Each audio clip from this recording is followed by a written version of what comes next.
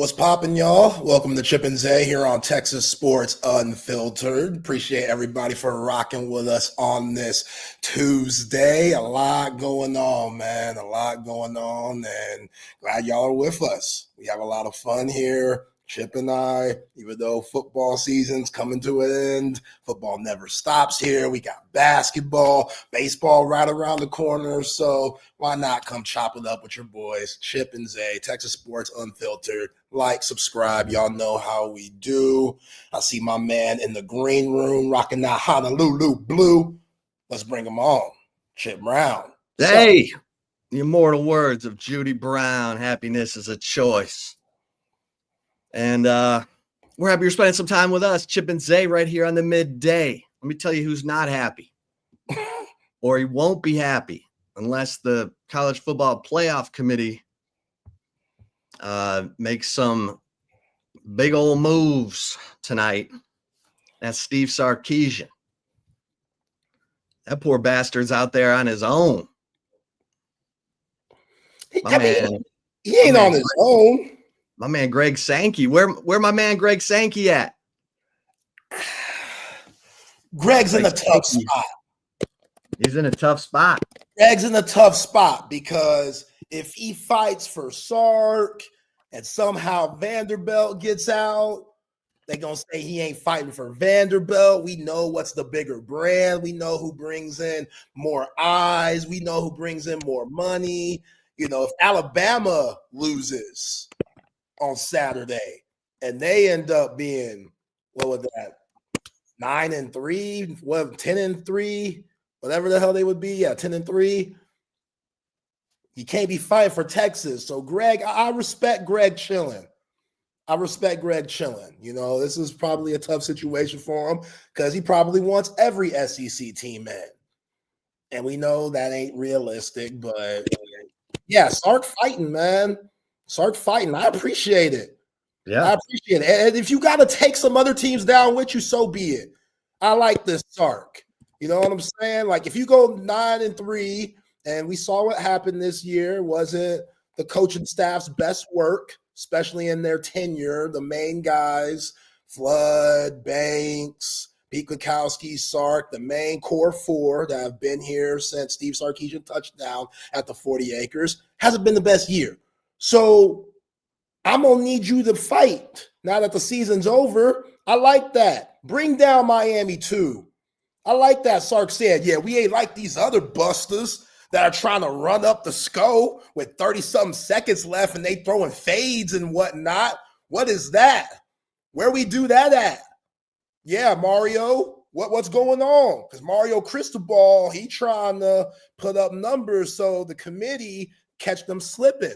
And Sark asked them, committee, y'all watching the games? Because in Sark's eyes, that's Bush League, which, hey, fight for your team. Clark Lee's fighting for his. Like, that's what you got to do when you're trying to fight to get in the college football playoff. But, yeah, he's doing a decent job. I mean, if you look at Vegas and the odds for Texas to get in, it was at plus 4,000. It jumped to plus 2,500. Then it jumped to plus 1,800. So they're pushing the needle somehow, some way. I see my boy John Bianco. He on Twitter going crazy. So I appreciate it. You know, you got to fight. That's all you can do right now. Vouch for your team. Try to prove these committee folks wrong on why they should get in, besides these other guys trying to get in, and see what happens. Where'd you see those Vegas odds? What did they tell me how they went again? So it started plus 4,000. Where is this? FanDuel? Yeah. Then it jumped to 2,500. Then it jumped to 1,800 in like the last 30-something hours.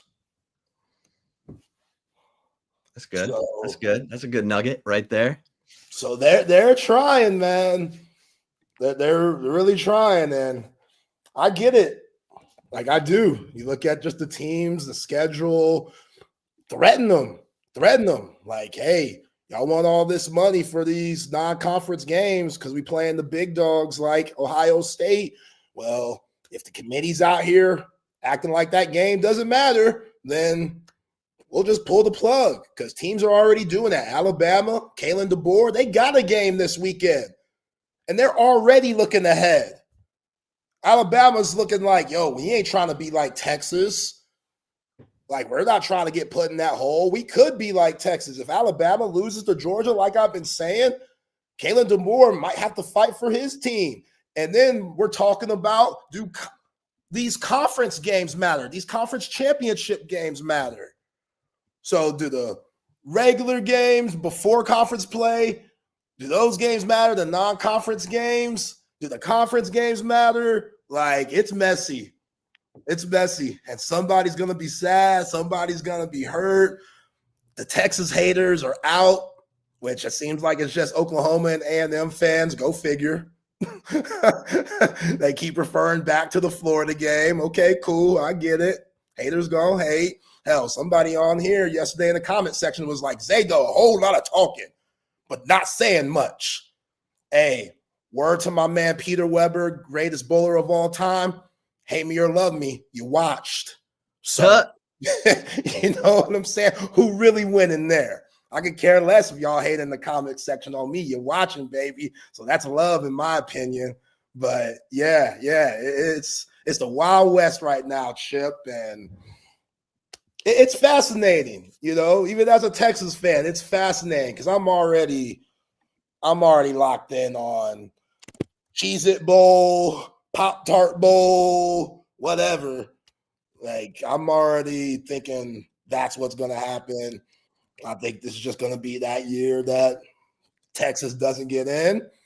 And, hey, it is what it is. But, again, I respect the passion that Steve Sarkisian, going from different media outlets, riding for his team. That's what you got to do. Yeah, that's what you got to do. That's what you got to do. What,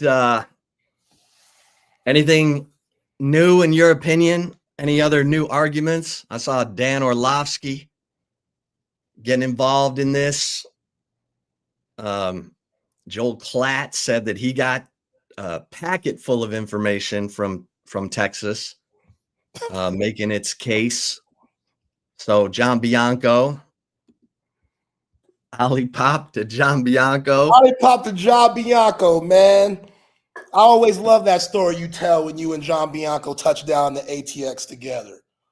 Yeah. And he tried to take you to East Austin to holler out the sisters, and you weren't about going with him. I always love that story. You said you couldn't make it. Come on, Chip. Let's go to East Austin, man. Let's go to East Austin, man. We both single. Let's go see what's going on. Let's go. You weren't trying to go. You had to work. You were all about work back then. You know? Oh, yeah. I love John Bianco, man. Just a good guy. But, yeah, like, if you look at the criteria for the college football playoff and how they're going about this, I mean, feel like it plays in the Texas favor a lot, you know? Like, let me pull this up because,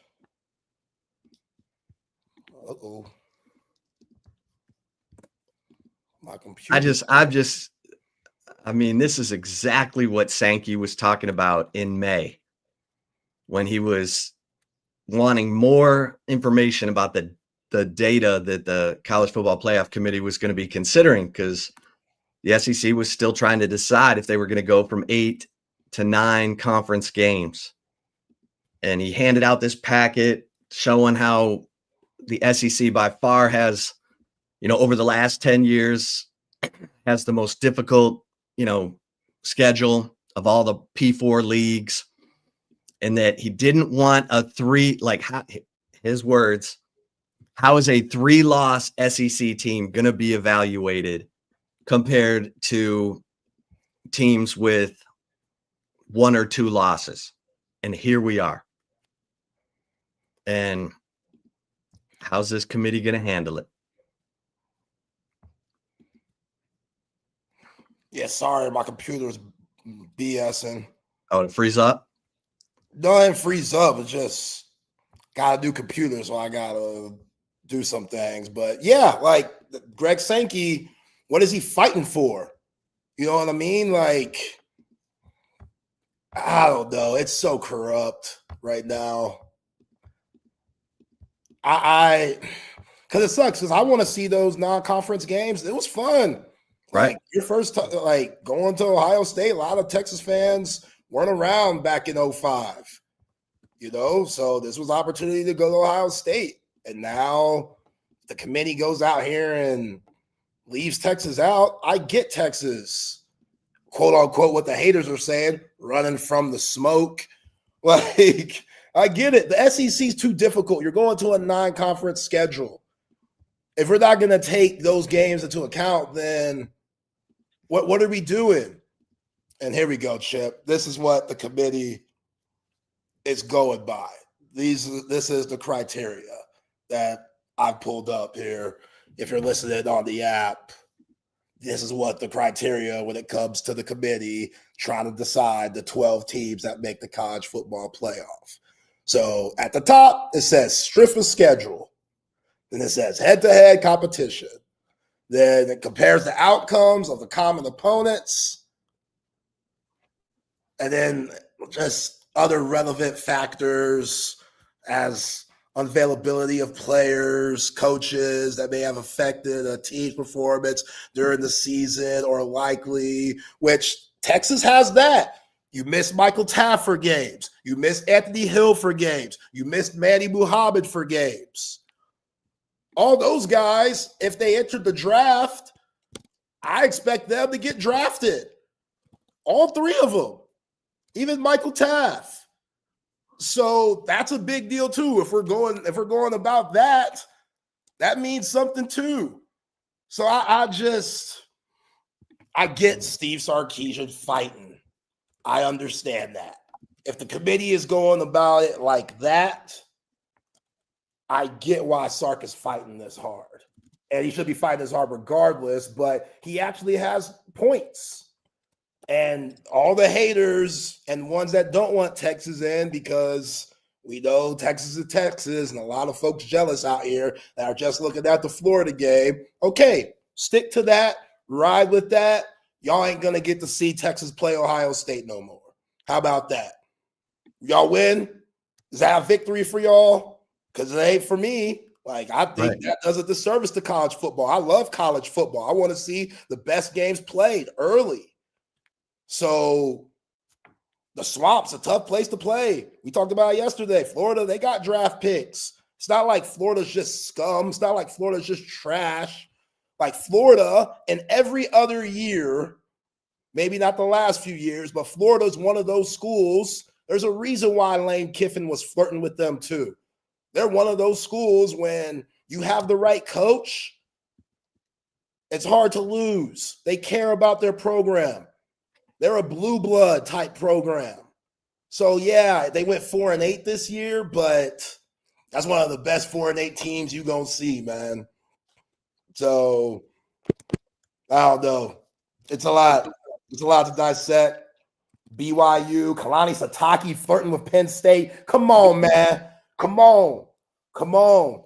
They're trying to bring in all that crazy Mormon money to keep Kalani Sitake there in Provo because Penn State calling, and they said that's his dream job. So if he leaves and they lose, which I don't know how that's going to go. I feel like Kalani Sitake, he's way different than Lane Kiffin. So he'll probably keep it close to the vest on what he wants to do and allow his team, if they make it to the college football playoff, to actually play it out before he decides, if he does decide to go to state college. But still, like, if BYU loses to Tech and they get in over Texas, what are we doing? Yeah. What are we doing? I mean, the head scratchers, you know, if I was Sankey, I'd come out against Notre Dame. because they just don't have the quality of wins. And what is the playoff committee really looking at? I mean, in basketball and baseball, they place an emphasis on quality of wins. That's why you have the quad 1 wins, quad 2 wins. And they factor in, quad losses. And if you have some bad losses, it brings you down. But, the emphasis is on the quality of wins, not losses. And that was my problem all along, even back to 23 when Oregon was again up, ranked higher than Texas, and they didn't have any quality wins. Yeah, they lost to Washington. What are we doing? Like, we're going to rank Oregon higher than Texas because they had a quality loss? Like, if that's the case, then Texas should be flying up the ranks because of they lost to, 2 top 10 teams. But this committee, and the thing that gets me is they don't really ever have to take accountability. They do that quick little interview on ESPN, and that's all you hear. Right. It's just like, yep, this is it. Thanks a lot. Have a good night. Yeah. And There's what you're saying, John, like the teams that have the 2 losses, when you compare them, is their schedule as tough as Texas is? No, it's not. Strength of schedule, Texas is number 8. Like, that's not close. Head-to-head competition. Texas has beat 3 top 10 teams. Like, the head-to-heads that are in front of them, Vanderbilt that has the 2 losses to John's point, beat them. Oklahoma that has the 2 losses to John's point, beat them. So, again, like you said, Chip, John and a lot of other people are just counting the losses when we should be counting the dubs. And if we are going to count the losses, who are they to? What were all the circumstances compared to the other losses that those 2-loss teams had? Like, it's messy. It's messy. And it definitely gives them leverage to talk about 16 teams too. Like, you want 16-team playoffs, you're all for that. Those 16-team folks, here you go, because this is what you want. You want chaos here to where now you're like, oh, well, we can solve that problem. 16 teams, playoffs, here we go, which I'm sure the people who are on the outskirts who are going to be on 17, 18, 19, they're going to be bitching about not getting in the 16, and it's just going to be a domino effect from there. But, yeah, I see both sides. I really do. Like, I see both sides. But for what the committee is saying, and to put Texas out, if the committee is sticking to this format and Texas is out, it won't make sense. And, yeah, I'd be hitting up CDC and say, hey, hit up Ohio State, tell them we ain't doing it next year. Sorry, can't do it. We might lose money. These networks might lose money. So be it. Steve Sarkisian said, I got to do what's best for the program. I bet you that game gets played. If anything's going to get canceled, it'll be Notre Dame. I bet next year's game gets played because it's in Austin. Oh, yeah. I ain't thinking about it like you can't be giving up that home game, right? Yeah. Ohio State going to be good as hell, too, next year. Ohio State going to be good as hell next year. Julian Sand coming back for another year. Jeremiah Smith coming back for another year. Now they got that freshman running all over the place. He going to be back. Ohio State's still going to be good. But, hey, might get got. Again, you play them. They come to your house, beat you. 9-team schedule, SEC now. with Ohio State. That's a lot. Yeah. That's a lot. You're playing at LSU. You're playing at Tennessee. Where are they playing at Bama? No, they're playing LSU, playing Tennessee, playing Ole Miss. Okay. Yeah. Let's rock and roll, man. See, that would make Texas look weak.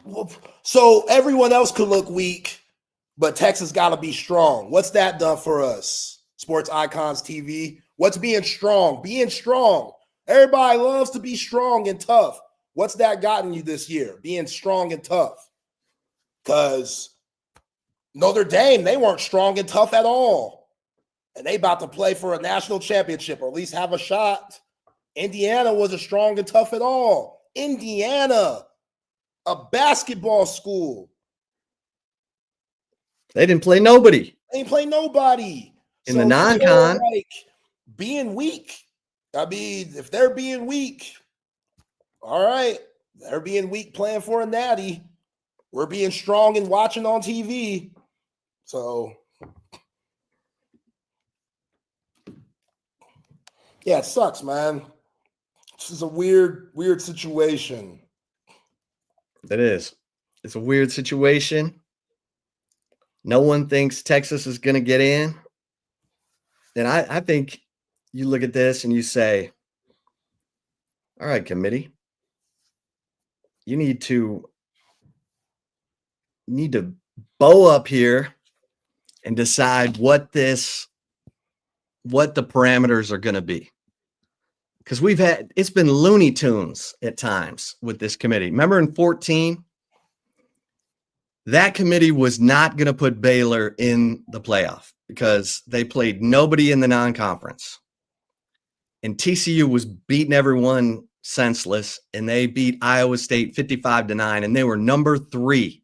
Remember, this is back when it was a 4-team playoff.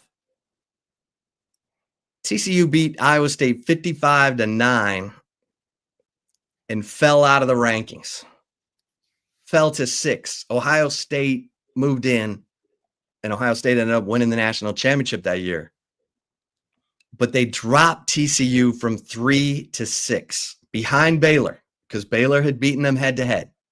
So at the very end, they honored that head-to-head.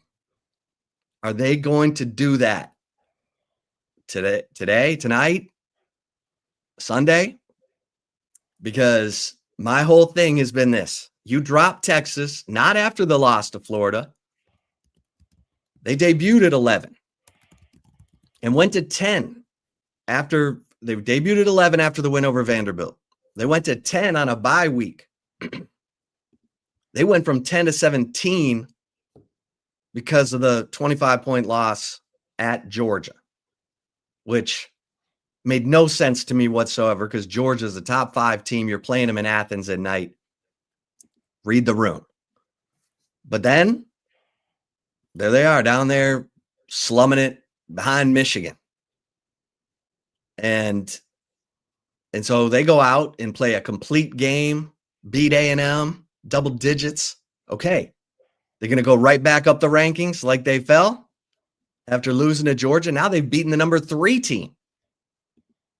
So what, I mean, you're going to ignore that? Right. You know, people are like, oh, they'll move up to 12.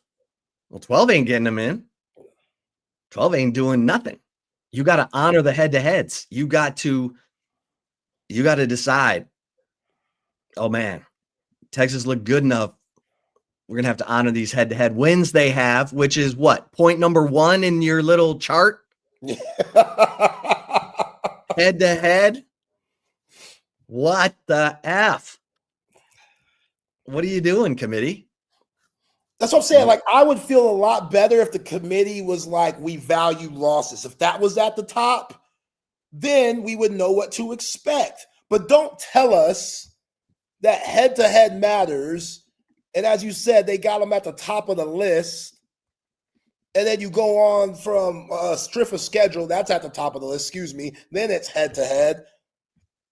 And Texas has the toughest strength of schedule besides Alabama out of anyone that's actually in the race. And really, it's not close. Like, it's Texas, Alabama, and it's everybody else. Georgia, you could probably put them in there too. But the Big Ten teams, no. Indiana, like, come on.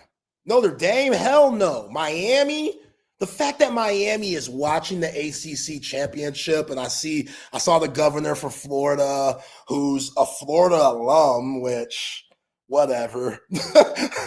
He's a Gator, but he's vouching for Miami, which I guess as the governor of the Sunshine State, you have to do. But bro, y'all are watching a 7-5 team play for the title. And we're expecting to put that team that's watching the ACC title in the playoff.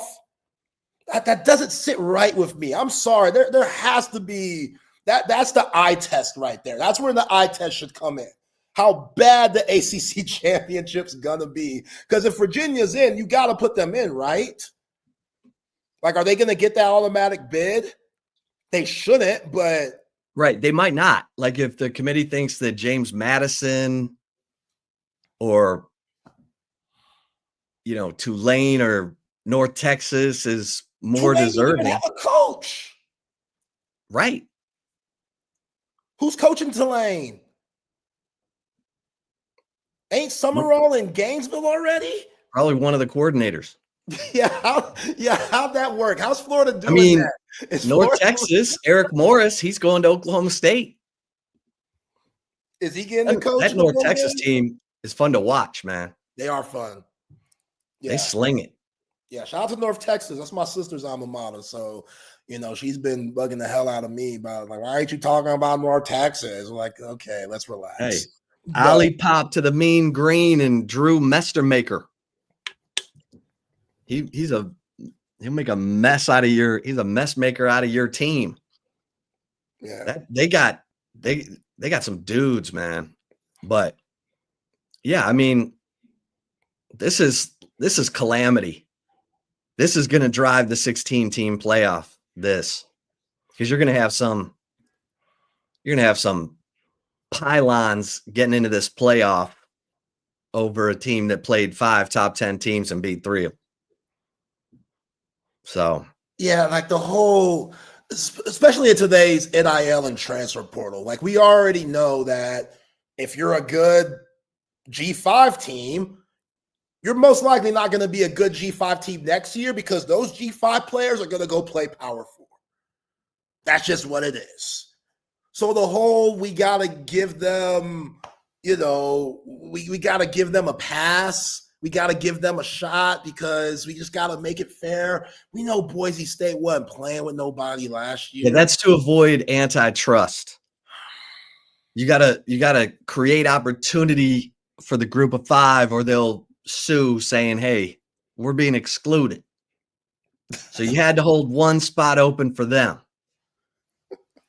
But these other, you know, I mean, the ACC. That one spot's bad for business, but you're right. Getting sued's even worse for business. But yeah, ACC, wow. Big 12 should get Tech. That's it. That's it. And the ACC should get their champion in, not Miami. No way the ACC's getting 2. Miami looked like hot garbage losing to Louisville and SMU. Yeah, like, come on. Or take Miami and not the champ. Fine. ACC gets 1. Even then, yeah. Because if you take Miami, you better not take Notre Dame. One of the two can't. Both of them can't be in. If Notre Dame and Miami get in, that's a joke. That's a joke. One or the other. And I'd rather have head-to-head, and that's Miami.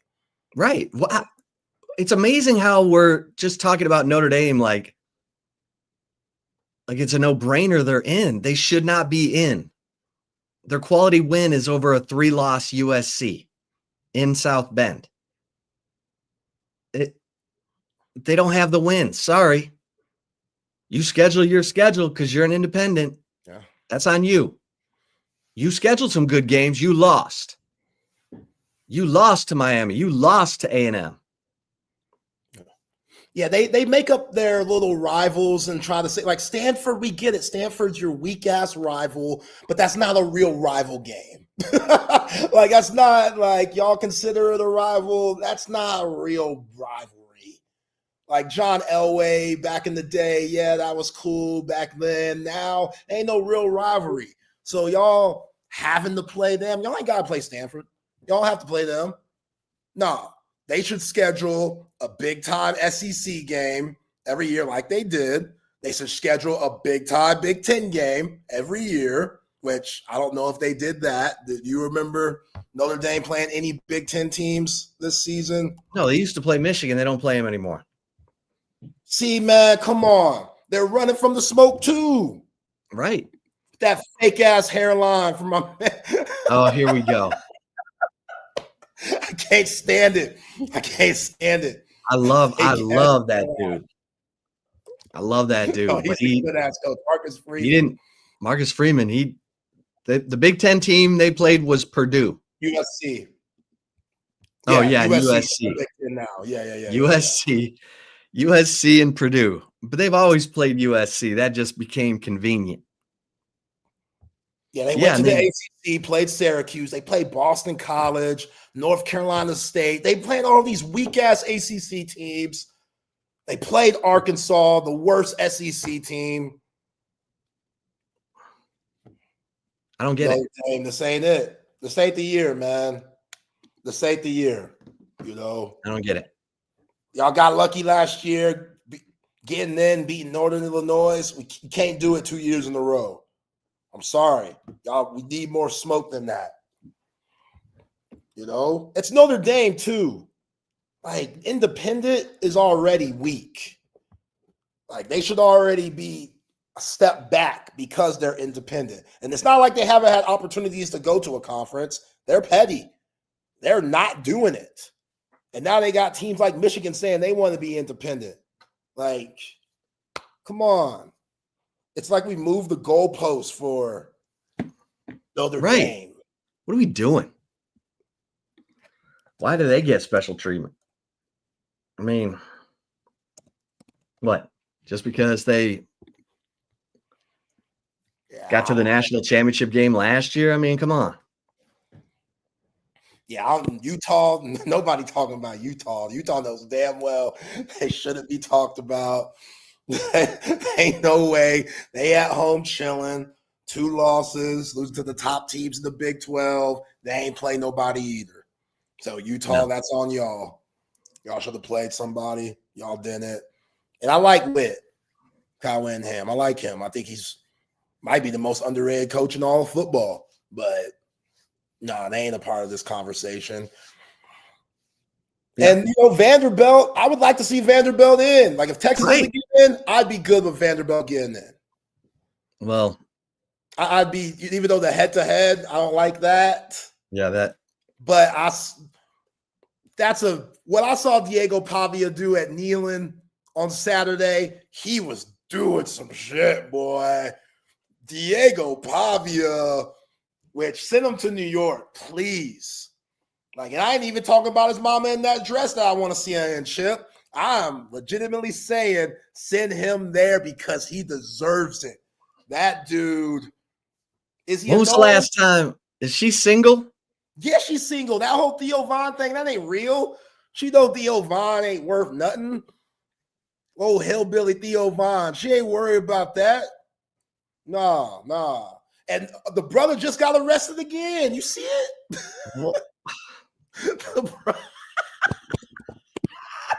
The brother just got arrested again. Like, I mean, what look, is going on? We got to get her. She got to find some more upstanding fellas. Who she birth is who she birth. You know, like they grown ass men, and the way she be partying too, I don't think she be doing much parenting when it comes to disciplining her kids, you know. But when the brothers are constantly getting arrested, like if you've been arrested twice this year because you're going to football games, that's a problem. Yeah. That's a problem. One time, not good, but 2 times, yeah, they got some problems. All right, we take a break from my man TMZ breaking down the Pavia family hijinks to bring in the managing editor and MVP of horns247.com, the one and only Hank South. Hank, how you doing? What's up? I'm good. I've been keeping the AC on through this cold snap, so I'm wearing a beanie. I refuse to put the heater on yet. I love it. What are you doing? Don't need it. There's no need for the heater yet. Not yet. Yeah. Okay, Hank. 63. You're living life dangerously. Yo, I got the heat on 76 right now. That's psychotic. In my opinion. man. yo, Hank, man. We tropical people, man. From the islands and stuff. I can't be doing that, shivering and no, that's just not the move. I live. All right, listen. Hank's he's on the move, so we gotta get to the good stuff. I know we got some recruiting to get to, but Hank, give us your take on the Texas College Football Playoff Committee sitch heading into the 6:00 rankings reveal tonight. Yeah, I think Texas is. I think at best they have to hope to get to 11 if they want a chance at it. I think if you get to 11, which it's not going to happen, the committee's not going to do that. But they should. I think that would leave the door open for some chaos. Maybe if Bama gets blown out by Georgia in the SEC title game, some other crazy things happen. I think that would get, you got to be at 10 to get in.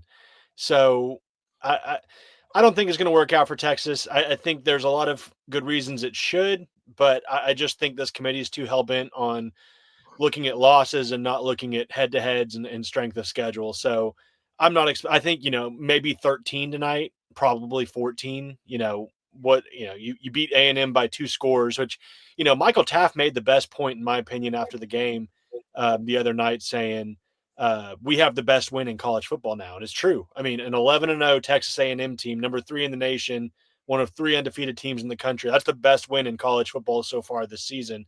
And then Texas has 2 other top 10 wins on top of that. So we'll see. But I'm not holding my breath for Texas sneaking into the playoff. Yeah. If Texas did make it, Hank, which teams do you see not making it that's in the mix right now, in your opinion? Ooh, I would think they'd have to. That would mean that they'd jump ahead of Vandy, which I think is probably understood they would with the head-to-head win. Maybe a Miami. I would think that would probably make the most sense. Obviously Miami's not playing in their conference championship game. I think they have some. Texas obviously has a better strength of schedule. They have the win over Notre Dame, but Texas then beats A&M, who beat Notre Dame on the road. So if they're looking that deep into it, but I would think Miami. Who else is up there? They could maybe jump. Obviously, if Bama were to lose, I think you could make the argument that Texas has a better shot, than a 3-loss Bama, but then you're punishing people for playing in a conference championship game, which I don't necessarily agree with either. So it's a mess. I think it was kind of, the fact they dropped so much after the Georgia loss kind of just put them out of the mix altogether. If they had maybe fallen to 14 or 15, maybe they could have, snuck back in, but I think it's just too late. And that was just stupid by the committee because, that was like knee-jerk impulsive. And now you're looking at this thing and, you dropped them that far. You can lift them back up again. Yeah. But if you're looking at the eye test, let's look at Oklahoma. Oklahoma, yes, they have good wins. They're not an impressive looking football team, at least not on offense. Like they almost lost to LSU. It took a fourth quarter comeback to beat LSU. Their games kind of put you to sleep almost. They don't pass the eye test. And, Texas has struggled at times, but I think more often than not over the last 4 or 5 weeks, they're putting up points. Arch has clearly put it all together. Defense, has been leaky, but just held A&M to 17 points and took over in the second half. So I think Texas passes the eye test more than an Oklahoma team. So, I don't know. What do I know? I think Texas should be 8, Oklahoma 9, Alabama 10, and Notre Dame 11. I'm fine with that. That solves everything. There does need to be an investigation into why Notre Dame is they just get the benefit of the doubt. And, everyone's like, oh, well, they play USC every year. They play this team every year. It's like USC's a mediocre team this year. That's their best win. Maybe I guess you could say Pittsburgh, but Pittsburgh kind of sucks too. So it's like, I don't know. It'd be like, no matter what, they will find a way for Notre Dame to be in. And Stark even kind of called it out on Saturday night. It's like, yeah, we lost to Florida. Notre Dame lost to Northern Illinois last year and then played for the national championship game in the national championship game. So it's, I don't know. Yeah, no, good points, Hank. Your thoughts on the A&M game in itself? I mean, what I've been saying is it's so frustrating that they look that good in the last game of the season, because we shouldn't even be having these CFP talks if they would have handled their business playing that well like they did against A&M all season long. But hey, better late than never. Your thoughts on that game, how it went, finally getting the run game established, and really just taking it to a team that was 11-0 coming into it.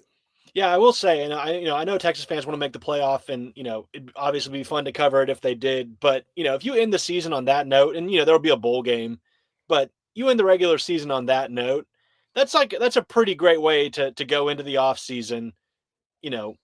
Figure out this year one window transfer portal, figure out your roster in December, and really reload for next fall when probably have an even better shot going into next fall, not to start building the hype again, but if you look at the pieces they could have coming back around a confident Arch Manning, maybe it's not the worst year to maybe take a break from the playoff and reload for next year. But no, that game, I mean, a tale of two halves. I know at the half, me and Chip were talking in the press box. It's like, why aren't they running the ball more? Like, why aren't they handing the ball to Trey Wisner more? It was finally clicking. Felt like every time he touched the ball, he was making something happen, at least 5-6 yards, if not more. And they weren't, they weren't going to it. Obviously they come out in the second half. Wisner hits that huge run, it starts to click a little bit more. Arch gets more settled in the pocket. He's running at the right times, throwing the ball at the right times. And it's all coming together in that third quarter. Stark had that great sequence where, he subbed late and forced A&M to take the timeout. So that third quarter was about as great a third quarter Texas could have asked for to come out of the half and take the lead going about to take a 2-score lead starting at the fourth quarter. So no, I mean, Wisner was great. Arch, obviously that touchdown run, I think is kind of an iconic Texas play in that fourth quarter to kind of put the Aggies away. And then pretty poetic for Michael Taft to get an interception. I thought we saw some guys that, could really be difference makers next year that maybe I wrote in my post-game notes. It was like, I think entering that game, if you're trying to think of guys that could maybe go in the portal, you could make sense to leave. I think, you could look at a guy like Kobe Black, who hasn't been getting a lot of, hasn't been playing his best this year when he gets his chances. And, maybe it wasn't really clicking. We saw Cade Phillips kind of advance to that other cornerback spot, but Kobe Black comes in and just balls out, gets an interception. And now you're looking at him like maybe the future is Cade Phillips, Kobe Black, Grayson Littleton, the star, they've got some options now looking into the offseason. So I thought that was a really, positive sign for Texas going into next year. I still think Colin Simmons, I think they got away with 3 to 4, if not more holds on Colin Simmons. I think he was getting held all night. Ethan Burke, can't say enough about him. Best game of his Texas career. He was all over the field. And the offensive line, I mean, Arch, was getting pressured, but I mean, they held Cassius Howell to, 3 total tackles and a tackle for a loss. I mean, Gooseby was putting guys into the back. DJ Campbell was putting guys on their back. It just overall really strong. The second half, they really came alive. And, if that's the version of Texas that, if that's what they are, that's a playoff team for sure. So, I'll be curious to see what the committee says tonight. Hank, I know you got a, keep things moving. But latest on recruiting, anything to watch heading into signing day tomorrow? Yeah.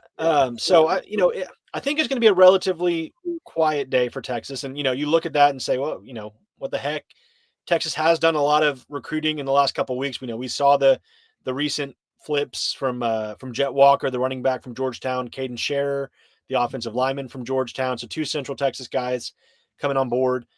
This weekend, it kind of went under the radar, not even under the radar. We expected it. We were reporting we thought it would happen. But Jamarian Carlton, the borderline 5-star defensive lineman from committed to Baylor from Temple, so also Central Texas, he flipped to Texas after. So it wasn't really a secret. He visited for the Vanderbilt game, the Arkansas game, and then was back for the A&M game. It was kind of telling. You could follow those visits and see what was about to happen. He flipped. So they've gotten some new additions in the last couple of weeks. Charlie Gillick, the tight end, flipped from Minnesota. The one guy, the guys we're watching for tomorrow, or at least one guy, Teray Davis, who's a 4-star athlete from Boulder, Colorado, or I'm sorry, I think he's a 3-star, but he's committed to UCLA. He took an official visit to Texas this past weekend. I think we'll probably have some more clarity on what he's going to do here relatively soon, but should know for sure tomorrow. That's a potential addition. And there's another one, Josiah Vilmael from Fort Bend Travis, 3-star cornerback, former Oklahoma State commit. He's another guy that, if Texas wants to take him, I think they have a pretty good shot at getting him. I think if not, he'll end up at Kansas State. So those are kind of the additions. And then there's always some kind of, attrition too, with guys deciding late they want to go elsewhere. We've been reporting on Horns 24/7, Rodney Cleveland, the 4-star defensive lineman from Birmingham. North Carolina's making a big NIL push to flip him. I think that's, I've been with Jordan Hudson and everything. Yeah, I mean, is what it is. It's just a different era. But I say that he hasn't flipped yet, so we'll see. Yeah, we got to hang on to those defensive linemen, Hank. Well, that's the thing, just because what I'm about to say now is maybe you do need to figure it out with some defensive linemen. But okay, so what I was going to follow up with, Corey Wells, another defensive lineman they have committed. Flirting with Auburn again late. We thought he was going to flip earlier in the fall, stayed committed. Now Alex Golish taking over at Auburn. They've got some buzz. Apparently there's some communication going on there. Auburn wants to take his brother on scholarship too, so that makes sense. Texas would welcome his brother to play, but more of a roster spot, not a scholarship spot in that 85. So we'll see what happens. Again, we thought he was going to flip in September. He didn't. Kind of think he's going to flip now, maybe leaning that way a little bit. Maybe he won't. So that's something we're watching. That's 2 defensive linemen. They parted ways with Dylan Berryman a month ago. So that would leave, if those 2 guys flipped, that would leave them with James Johnson as the only defensive line commit. And, maybe that's a concern, but then you look at what they did in the portal last year, and, I think you got a lot more production from your portal takes than you did guys like Josiah Sharma and Myron Charles during this season, which is not a shot at those guys. I just think it goes to show if you don't get your high school guys, maybe you recruit Hero Canoe back, give him an NIL boost to come back for another year, not go pro, and try to take, 3 or 4 guys out of the portal again, like you did this past season. Depending on what happens the next 24 hours with these signees. So, and then of course you have 2nd-year Myron Charles, Josiah Sharma, who can probably Alex January going into his 3rd year next season, who are probably more, ready to contribute. So yeah, it's not a great look. Will it happen? I don't know.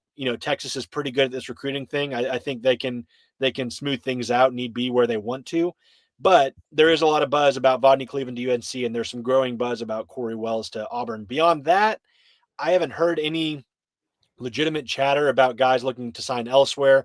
There's always going to be these last second, phone calls or, hey, last pitches, another NIL offer, something bigger. Yet you have to watch out for in this era. But I think that defensive line spot is probably where we're watching closest. All right. I know you gotta bounce, Hank. You're the man. Everybody get over to Horns 24/7 and get all the intel heading into signing day tomorrow. It's going to be a big one. Let's do it. Hank, thanks, man. Let's do it again next week. Sounds good. Thanks, guys. Stay warm, Hank. I will. Got my beanie. Love it. Love it. Smart man. See, guys like to have it be a little chilly. You know what I mean? Hell no. What guys? Like That's me. what you're talking about. Hell, because you're from Michigan. That's right. Yeah, so it's in your bones. Eskimo. Yeah, it's in your bones, man. Down here, round here, give me 90 any day over 30. You said you got your heater set to 76? Yes, it feels great in here. Damn. Posty, I got my socks on, sweats. Champ got his sweater on. Like, yeah, we don't play. Lucky I don't got Champ's got his sweater on in 76 degree. Yes, because temperatures? outside. Oh, yeah, when he goes outside. Yeah, man. Like our little dog we just got, this little Yorkie, man, he needs like a North Face jacket. He's so little. Yeah. He goes outside, he's like shaking. He's trembling. Oh yeah. Yeah, see, this is what we cannot have. Hell yeah. No, we want that. We want that. Bring in Pine Bluff. Beat the crap out of them. Go 4-0 non-conference, or I guess 3-0, because now you got 9 games, and get ready. Or get near your microphone because you just like fell off a cliff. And then let's go. Yeah. SEC schedule. Yeah. Hey, I don't care. Say what you want. I'm comfortable. There's a lot of folks right now that ain't comfortable. Let me tell you something. Del Conte's not going to be canceling these home games because they mean too much to the season ticket package. All right. So there may be some cancellations coming, but I don't think it's going to be the next 2 years. All right. When they got Ohio State and Michigan coming to town. I'm just saying. Hey, then all you could do is win, but when Arch Manning never plays as a starting quarterback in the college football playoff, here we go. We're going to look back at the schedule. Meanwhile, CJ freaking Carr, he'll probably play in about 3 or 4 of them because Notre Dame just going to keep on getting these cupcake games throughout the season. And just because of that gold helmet, they're just going to keep making it. So, CJ Carr, wow. I like Jeremiah Love, though. Jeremiah Love, that dude's a stud, but come on. Yeah. Yeah. It'd be nice if they would have played some better competition. You know what I'm saying? Yeah. But they're Notre Dame. They know they don't got to play nobody. The gold helmet, it goes far. And I know that the Longhorn logo goes far. I get that. Like, I get that. Like, I know Disney right now and ESPN and the SEC, they're low-key in cahoots too. That's why they get Sark on everywhere. Everybody. Oh, Steve Sarkisian want to come on? Bring him on. Bring him on. Sark's been everywhere. You know, like. Oh, yeah. He's been on Cowherd, all the ESPN shows. Yeah. Sirius XM. Yeah. Man's doing some work. That's what you got to do. So Bianco sending out those stats packages. Let me see. Here's some of John Bianco's work right here.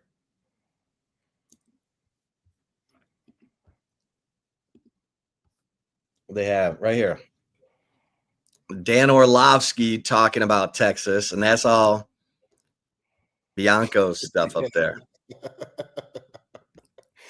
Nah, Bianco, he doing his thing.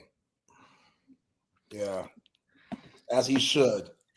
Okay, yeah, so I'm chilling last night watching the Patriots beat the crap out of the Giants. That was rough. Monday Night Football. I get a call, and I don't have this number saved. But, anything that I don't have saved, anybody's number I don't have saved, I let it go to voicemail. And if it's important enough, you'll leave me a voicemail, and I'll get back to you depending on who it is. It was Michael Gooseby. the father of Austin and Trevor Gooseby. We talked on the phone for about 45 minutes. That dude, talk about a class act and why his sons are where they are right now. That guy gets it. It was so refreshing, Chip, talking to somebody that understands his kid's situation as a college athlete in 2025 with NIL, being at a historic program like the University of Texas and navigating that and allowing his sons to navigate that without him. And because I always talk about Uncle Elroy, I always talk about the crazy uncle. That goes for anybody that's a family member, mama, the father, like Uncle Jerome, that analogy, it can apply to anybody. But and he listens to the show, by the way, which is how he got the number from somebody in the media world that has my number. He got it from.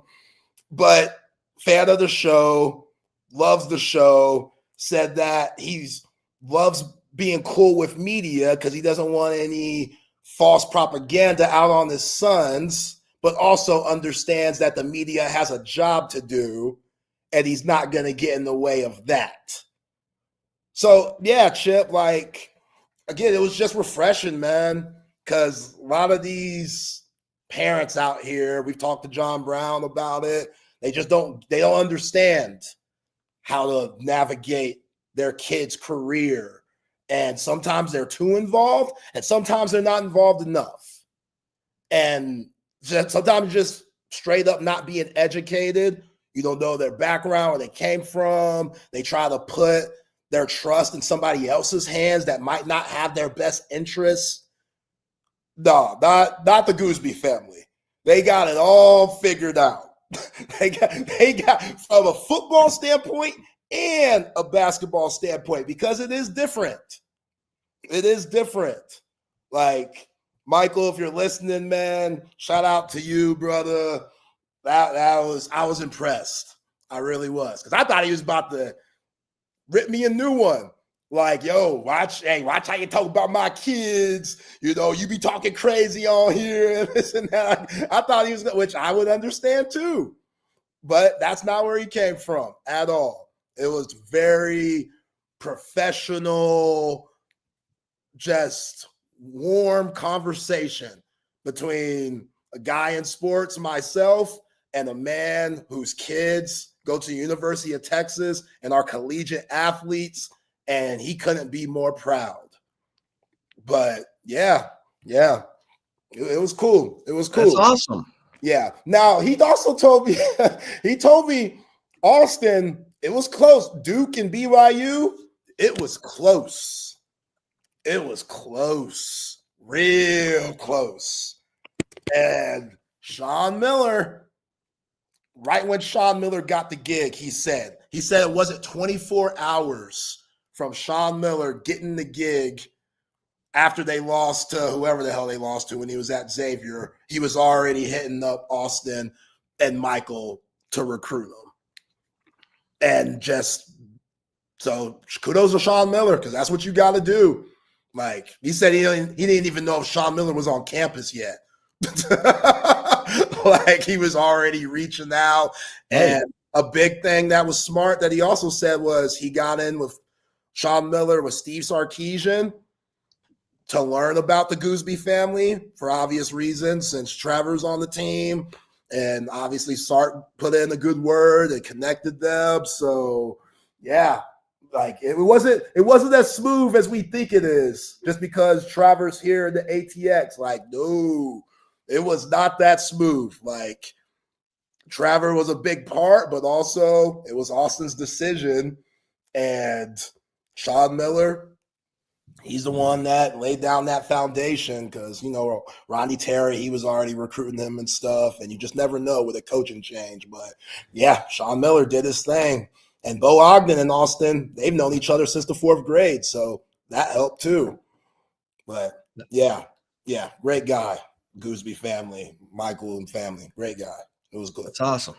No. So he left you a voice message. Yes. Because you just shun those calls that you don't know who the number is. Yeah, I can't do it. I can't do it. You either text me or leave me a voicemail. Spam's crazy. AI and stuff, all these scammers and stuff. I don't trust nobody. I barely trust my mama nowadays. Like it's wild. It's wild out here, Chip. It's wild out here. So it is wild out here. I gotta move cautiously. You dig? Oh yeah. But absolutely. Yeah, but you've been in the business for a long time. Like, there's a lot of parents that are just not good people at all.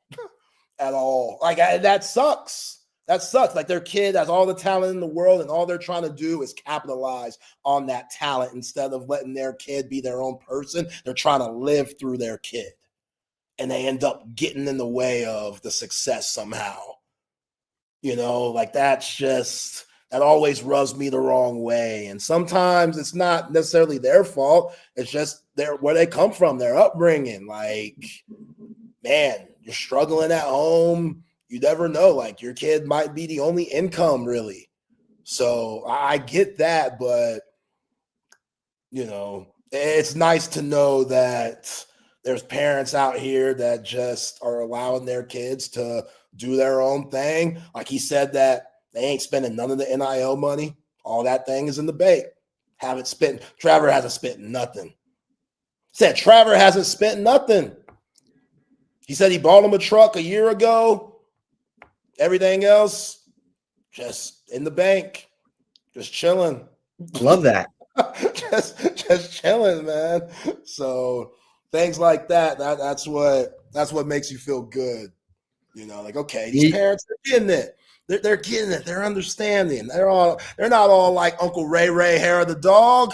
Uncle Ray Ray said, "Yo, nephew, where them rims at? Nephew, where them rims at? I taught you how to catch that ball back in 2013, nephew. I taught you how to run that route. I taught you how to form tackle. You know what I'm saying? Not to lean with the crown of your helmet. I taught you that, nephew. Where them rims that targeting for the whole car? I just need the rims, man, and a little surround system. I ain't asking for much, nephew. Then you get the rims, and all of a sudden, 2 months later, hey, nephew, I need about 1,500. It's a little tight around here. I need about 1,500. Why, Unc? Don't worry about that. Just you got the 1,500 or not. And then it's just a pattern. They just keep coming back until they squeeze all that water out of that sponge. Well, speaking of cars, I got hit. Damn. I got hit and run, but it happened at the high school. And so there were some students who hit me and got the name, got in touch with the parents. And they're like, oh, hey, little Johnny's already been in a wreck with a BMW. Can we do this one off the books?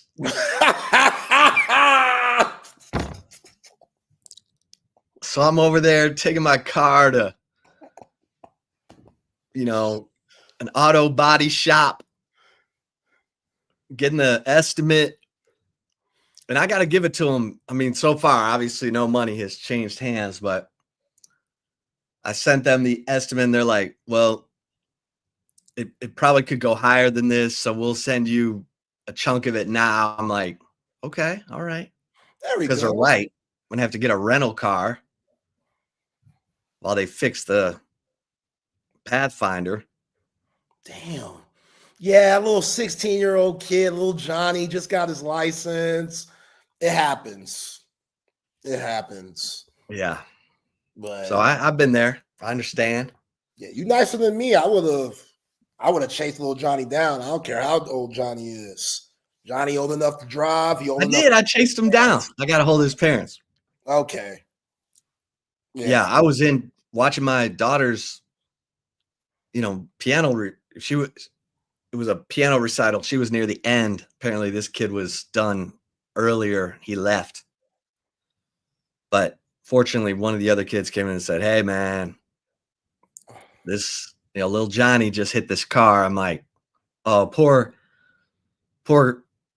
bastard whose car got hit." And then I go out there and it's mine.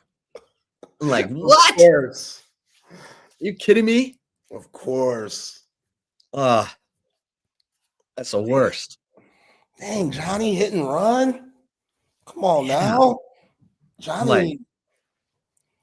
See, Johnny knew from hitting that BMW that I'm saying Johnny knew. Like, Johnny needs to apologize man to man. These are the learning experiences that we have to have, because he's not technically a man yet.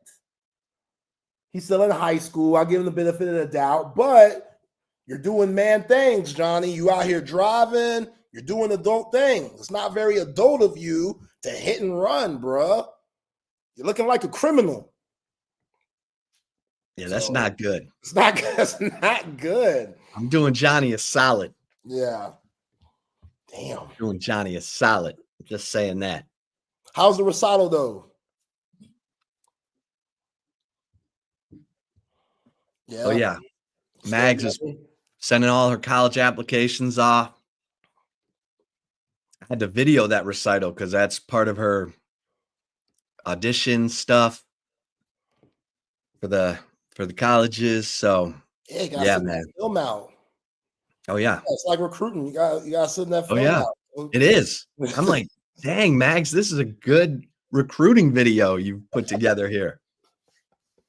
I'd let her in. Yeah, I'd say you're in for sure. So what? She still want to go to Michigan? Yeah. I got it. I think I got it. I mean, she's applying everywhere. She's applying for every scholarship under the sun. So we'll see how it goes. But yeah. You want that in-state tuition. I know you. I know. I'm like, hey, how about Texas? How about Texas? How about Texas? They got a good Texas program. Everything's good at Texas. Yeah. You're set. You're set. So we'll see. We'll see how it goes. Yeah, Texas State about to be in the Pac-12. Oh, yeah. Texas State, North Texas. Good music up there at North Texas. Yeah. She got options. Got some options. We'll see how that goes. She got options. All right, let me get a quick little mention in here for my guys who are snoring.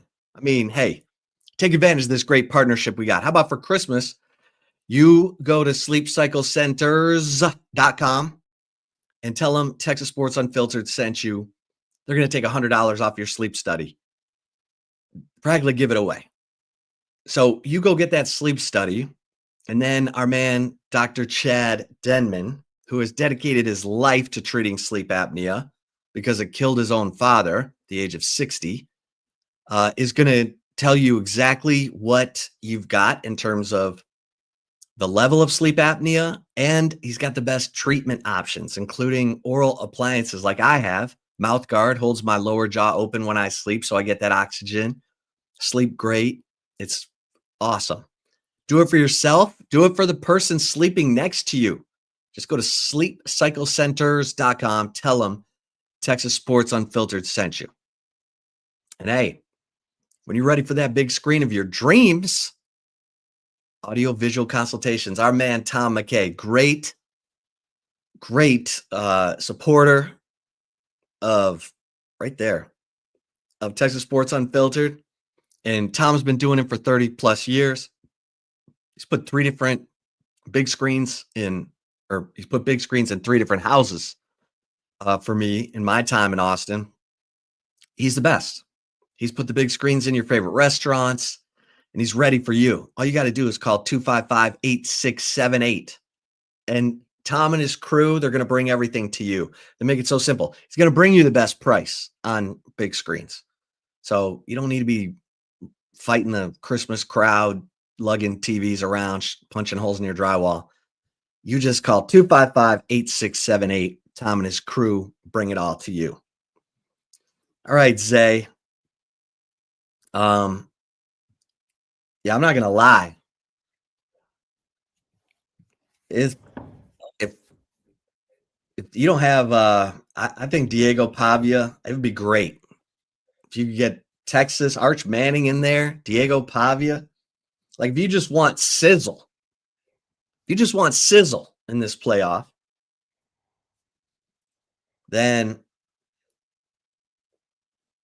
does Ole Miss have enough sizzle to stay in there? No, not no more. All their sizzle left to Baton Rouge. Yeah, they might have to go. Yeah. Has Bama got any sizzle left? They're kind of limping around. If they lose, I don't think so. Like, I'm sorry, but screw the conference tournament or conference championship. Like, screw those games at this point. Right. Because you see what's going on in the ACC. It's flawed. It's flawed. Like, the only one that makes sense is the Big 10 and Big 12. That's it. And that's just because those teams are, well, Big 10 undefeated. But who would you rank? How would you rank them? Ohio State. Would you have Georgia ahead of Indiana? Or would you have Indiana? As of now or after this weekend, like, let's say if Georgia wins. And as Indiana, of right now, and then I'd keep Indiana there. We'll let them live because Fernando Mendoza, and I do like Kirk Cignetti. So I'll keep them there. But Georgia 3. Georgia at 3. Yeah. Then who's at 4?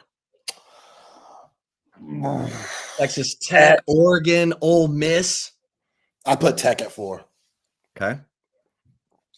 Oregon at 5 or Ole Miss? God, that's bad. See? This is where Texas needs to be. Honestly. I know that sounds crazy, but based on the wins and the lack of wins, who's Oregon beat? Penn State? SC? Didn't they play them? SC? Iowa? Ha! Oregon hadn't beat nobody. They beat Washington. Okay. I think Texas should be 7, A&M 8, Oklahoma 9, Bama 10. Yo, A&M, I still, even though Texas won the head-to-head, you got A&M behind them. Mm-hmm. Yo, that schedule's weak. That schedule's weak too. I mean, they went to Notre Dame and won. I'll give them that. But I'm not dropping them, still number 8. And I would have Miami ahead of Notre Dame. Miami at 11. Notre Dame at 12. Sorry, Vanderbilt. I mean, if I could sub, I would put Vanderbilt in for Bama, but Bama beat them. Yeah, it's tough. I'd rather see Diego Pavia than that crap Sooner offense. Because if Alabama loses, I'd have Vanderbilt over them, even though they won the head-to-head. That loss, if we're going to talk about loss, that loss gets Florida State. That just, come on. That's so bad. Like, I know the Florida loss is bad for Texas too, but y'all saw what Florida did to Florida State. That makes the loss for Bama look horrible. I don't care if they're 10-3 or not. Bama, Texas should be in over Bama. Yeah. I mean, yeah. And I know everyone's like, oh, these guys are a bunch of homers. No, look at you got to go to the data. You got to have some data. Can't just sit there and say 9-3. Ha ha. You got to dig in there, man. You got to get into the nitty gritty. Do some homework. That's what Greg Sankey was telling this committee in May. We need to know the data that they're using. How do they come up with this stuff? Or do they just sit around and go, oh man, play grab ass? I mean, we need a path to follow. I'm just saying. What about the NFL? You look at the NFL. What team has you excited in the NFL? New England? Right? No. They looked good last night, man. They did. Yo, they were hitting. Yeah, Vrabel's got him cracking some pads. Yo, Vrabel, that dude could coach. I know that schedule's weak, but it's still the NFL. Like the parity of the NFL, even playing the worst team in the league, it's still a battle. Like Vrabel, year one in the house that Tom and Bill built. Now Drake May, he's playing great football. Yeah, Drake May, year two. He's like Joe Burrow, year two, right? Matt Brown doesn't get enough credit for Drake May. He doesn't get enough credit for Drake May. Give Mac some credit for that, because everybody thinks about Mac Brown and this second tenure at North Carolina as a waste. Drake May wasn't a waste. He had Sam Howell and Drake May. That's what carried him through and got him some winning records. Yeah. I mean, Mac got fired with a winning record. Yeah. For Bill Belichick. Yeah, which you hear Hank say they might get a flip from Texas to North Carolina. What are we doing? Come on, man. Ain't no way North Carolina should be flipping anybody from Texas. With all that crap they got going on at Chapel Hill with Bill and Jordan Hudson, and y'all know Petty Me loves it, but realistically, that's bogus. Like, that, not enough money in the world. If I had a kid, this is where parenting comes into play. If I had a kid, ain't no money in the world can make my kid go over there and trust him with Bill Belichick and Jordan Hudson. Are you serious? They must be really down bad for the Skrilla, which I can't knock it. Like, money makes the world go round. I understand that. If you really need it, I've never been in that situation where I've been that desperate. So it's hard for me to say, which I don't know. We don't even know if it's going to be a flip. But when you see things like this happen, it makes you assume and speculate, why the hell would that person do this? You got Texas here. You got North Carolina. Texas is going up. North Carolina is going down, way down. So, yeah, that's crazy. That's crazy. Hank wouldn't say that if it wasn't true. With, you know Hank, when you don't have him on the show for nothing, you didn't hire him for nothing. Like, Hank knows what he's talking about. So like, that's crazy. We should never, especially at this state, losing flips to North Carolina. Wow. It hasn't happened yet. Hasn't happened yet, but damn. Even it being floated out there makes my skin crawl a little bit. Because Jordan Hudson, we didn't even talk about this because A&M took over the weekend. We had a short week last week. Did you see Bill Belichick supporting Jordan Hudson at that grown-ass cheerleading competition for, like, washed cheerleaders that are trying to rekindle their glory days, I guess? She's on an adult cheerleading team. They're in, think about it as men playing in a men's league or something, like men's hoop league or flag football league. They got that for cheerleading. And Bill's out here in the stands supporting his woman. Who's she cheering for? Good question. Let's ask the Googles. Who does Jordan? Is this some video you got? It's a picture. It's not a video. Okay. Jordan Hudson's current cheerleading team is Co-Black, a competitive co-ed team based in Raleigh, North Carolina. Co-ed? Co-ed. Yeah, it's cheerleading. It's like Bring It On.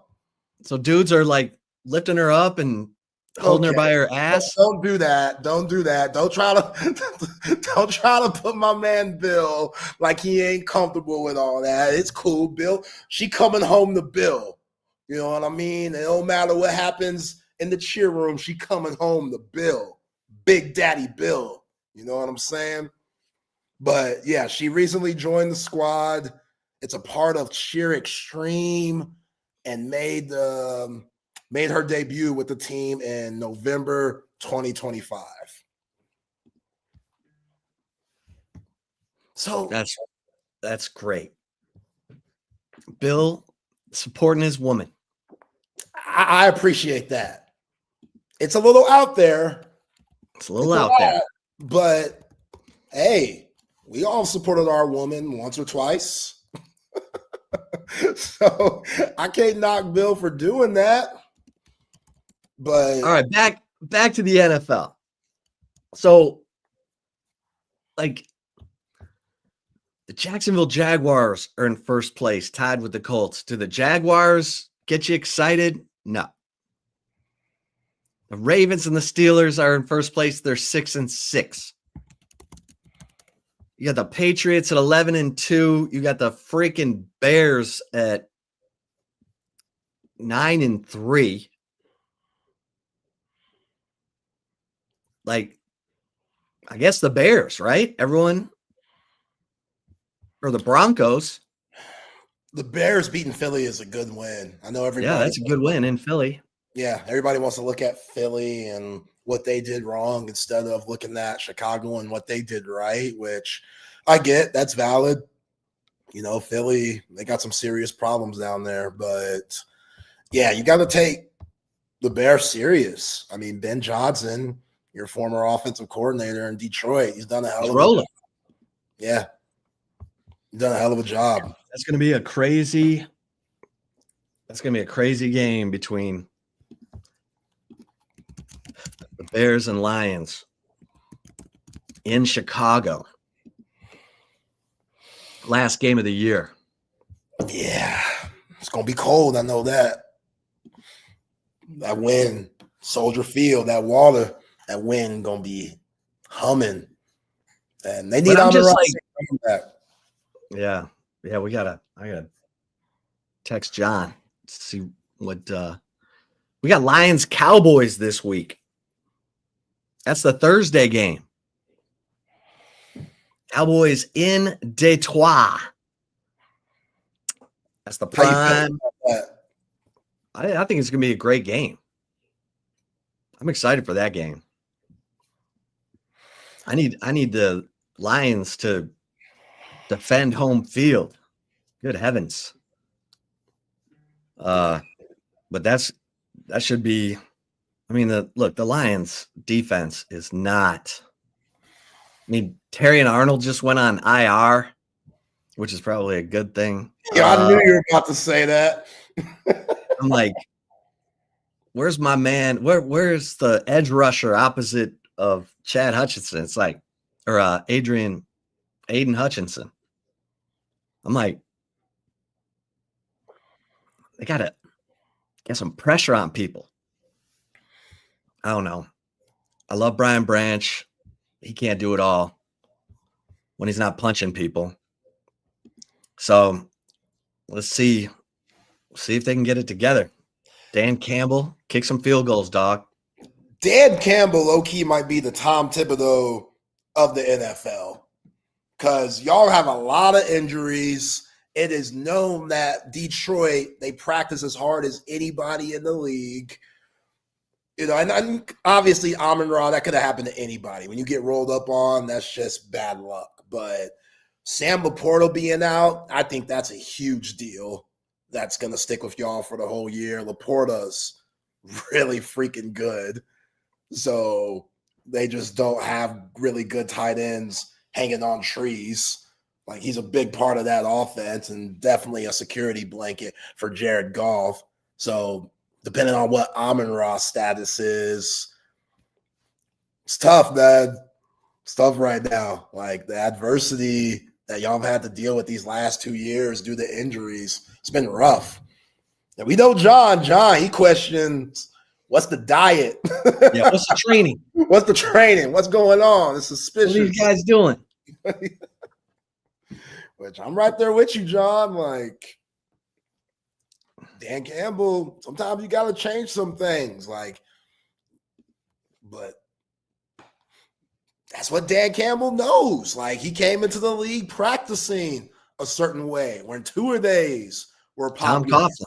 Yeah, Tom Coughlin. Like, the guys that set the tone before him, the guys that made him want to become a coach in the first place. You know, it's hard to get away from that. When you see success and see how it's done and you have success, why would you want to change that? You know, the success you had 2 years ago when you get to the NFC Championship game, why would you want to change that? Because obviously what you were doing was working. But every team that you get is different. Even though you want to keep your core guys together, you're going to have new guys come in and out, and you have to adapt to those guys and keep your philosophy. That's why coaching's so difficult. So, yeah, I think Dan, he's struggling with that right now. And he's calling plays. It's tough. It's a lot of responsibility. And the North is just so tough. Like, if you would have told me the Vikings would be this bad, poor Justin Jefferson, he looks like he lost his best friend every game.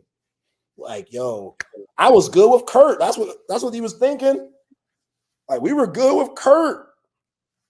Like, Kurt was trying to stay. Kurt's a Midwestern boy, grew up in Michigan. He loved being up north. Could have just kept Kurt around. That system, he fit. Knew everybody. Yeah, he might have lost a step or two, but they completely gave up on Kurt when he tore his Achilles.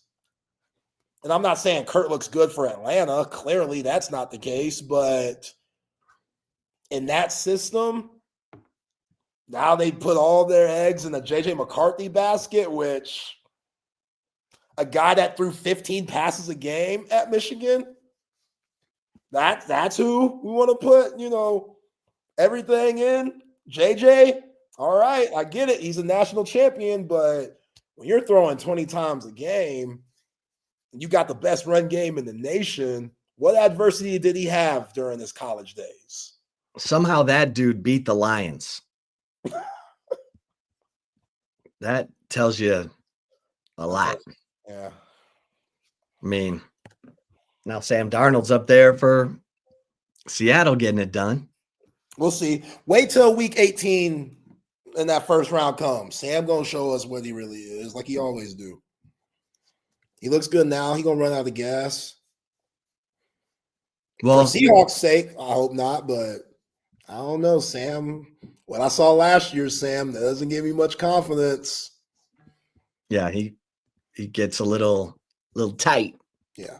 And they were done with him. Why would they be done with him after that? Like, that wasn't enough proof? Like, we're that sold on McCarthy, huh? Okay. Like, let's just wait. Whoops. Jefferson's year. Justin Jefferson's going to ask for a trade next year. He's not going to take this much longer. Like, Justin Jefferson, he's going to have a wild offseason too. Miami or Minnesota, they better be checking on Justin Jefferson every day during the offseason to make sure he's all right. Because when you have a year like this, for somebody that had the volume that he has, like Justin Jefferson, he was breaking records his first few years in the league. For those stats now, he barely getting the rock. And clearly he gets a lot of attention from defenses, but when you have a good quarterback, it doesn't matter. You're able to get your best players the ball no matter what defense is being played on them. So, yeah, Justin Jefferson, he knows your life in the NFL, it ain't long. Guys want to win. Even though he got paid, I could see him asking for a trade in the offseason if they don't figure some things out. Oh, yeah. And somehow that team beat the Lions. That was awful. I shouldn't be laughing, man. That was awful. You know why? Because that game was at home. Mm-hmm. Lions lost at home. That's ridiculous. That's the only home game they've lost.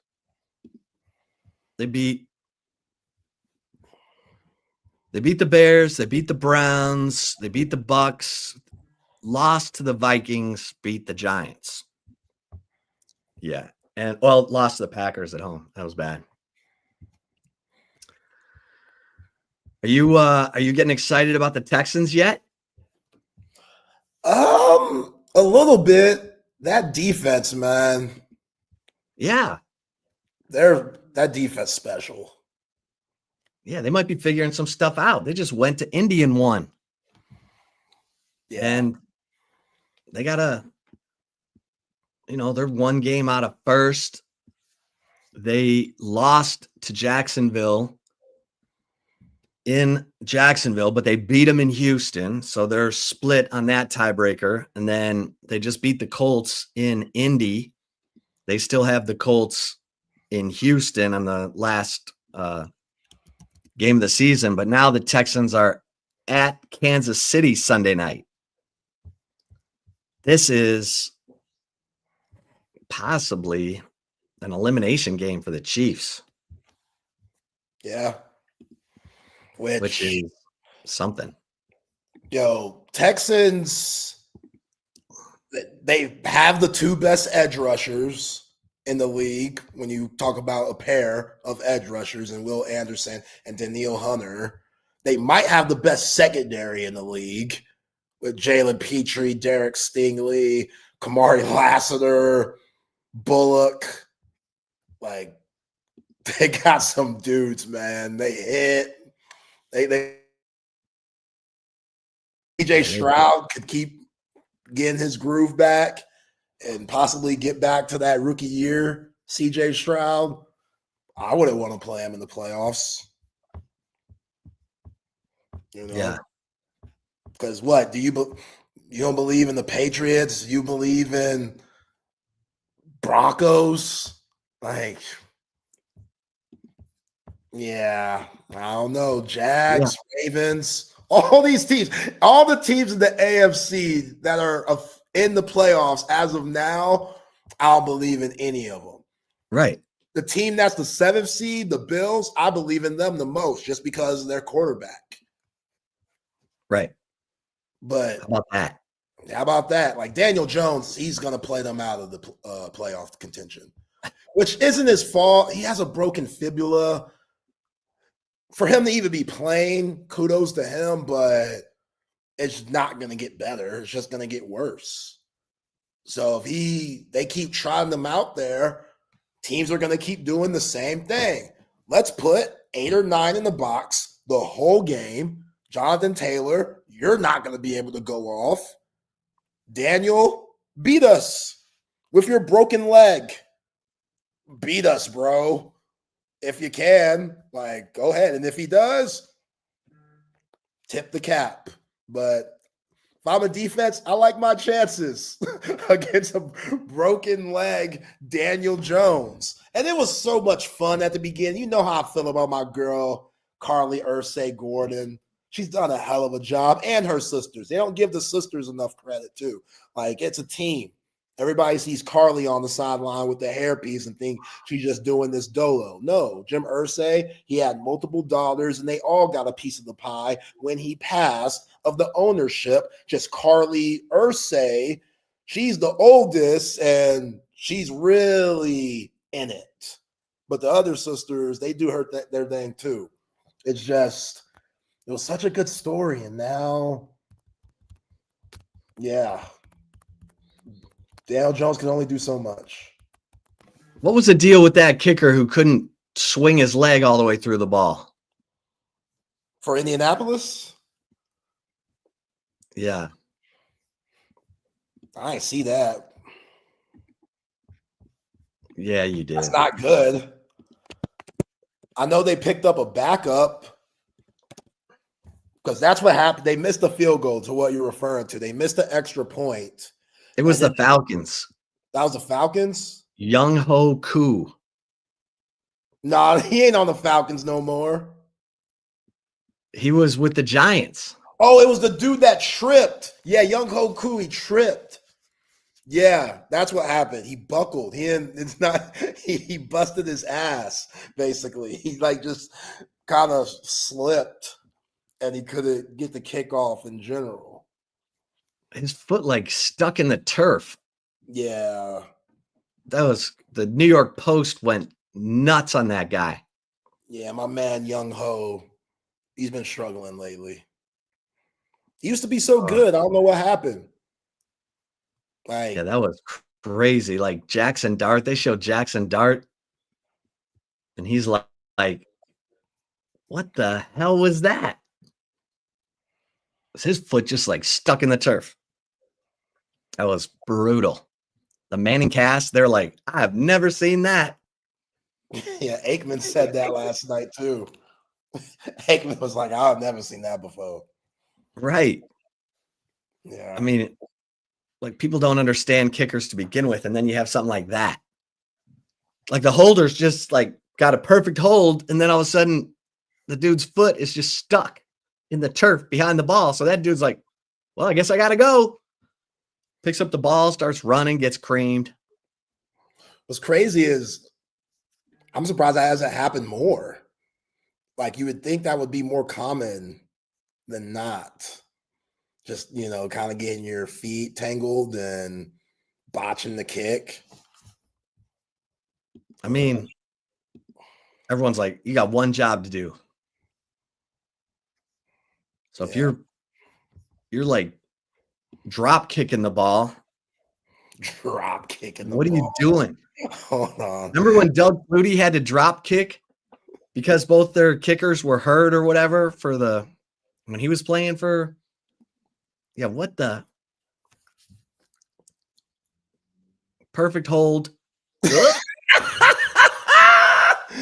Young ho. Come on, man.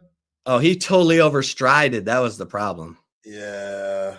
He got way too far up past the ball on his plant leg. Yeah, that's tough. But yeah. Nice job.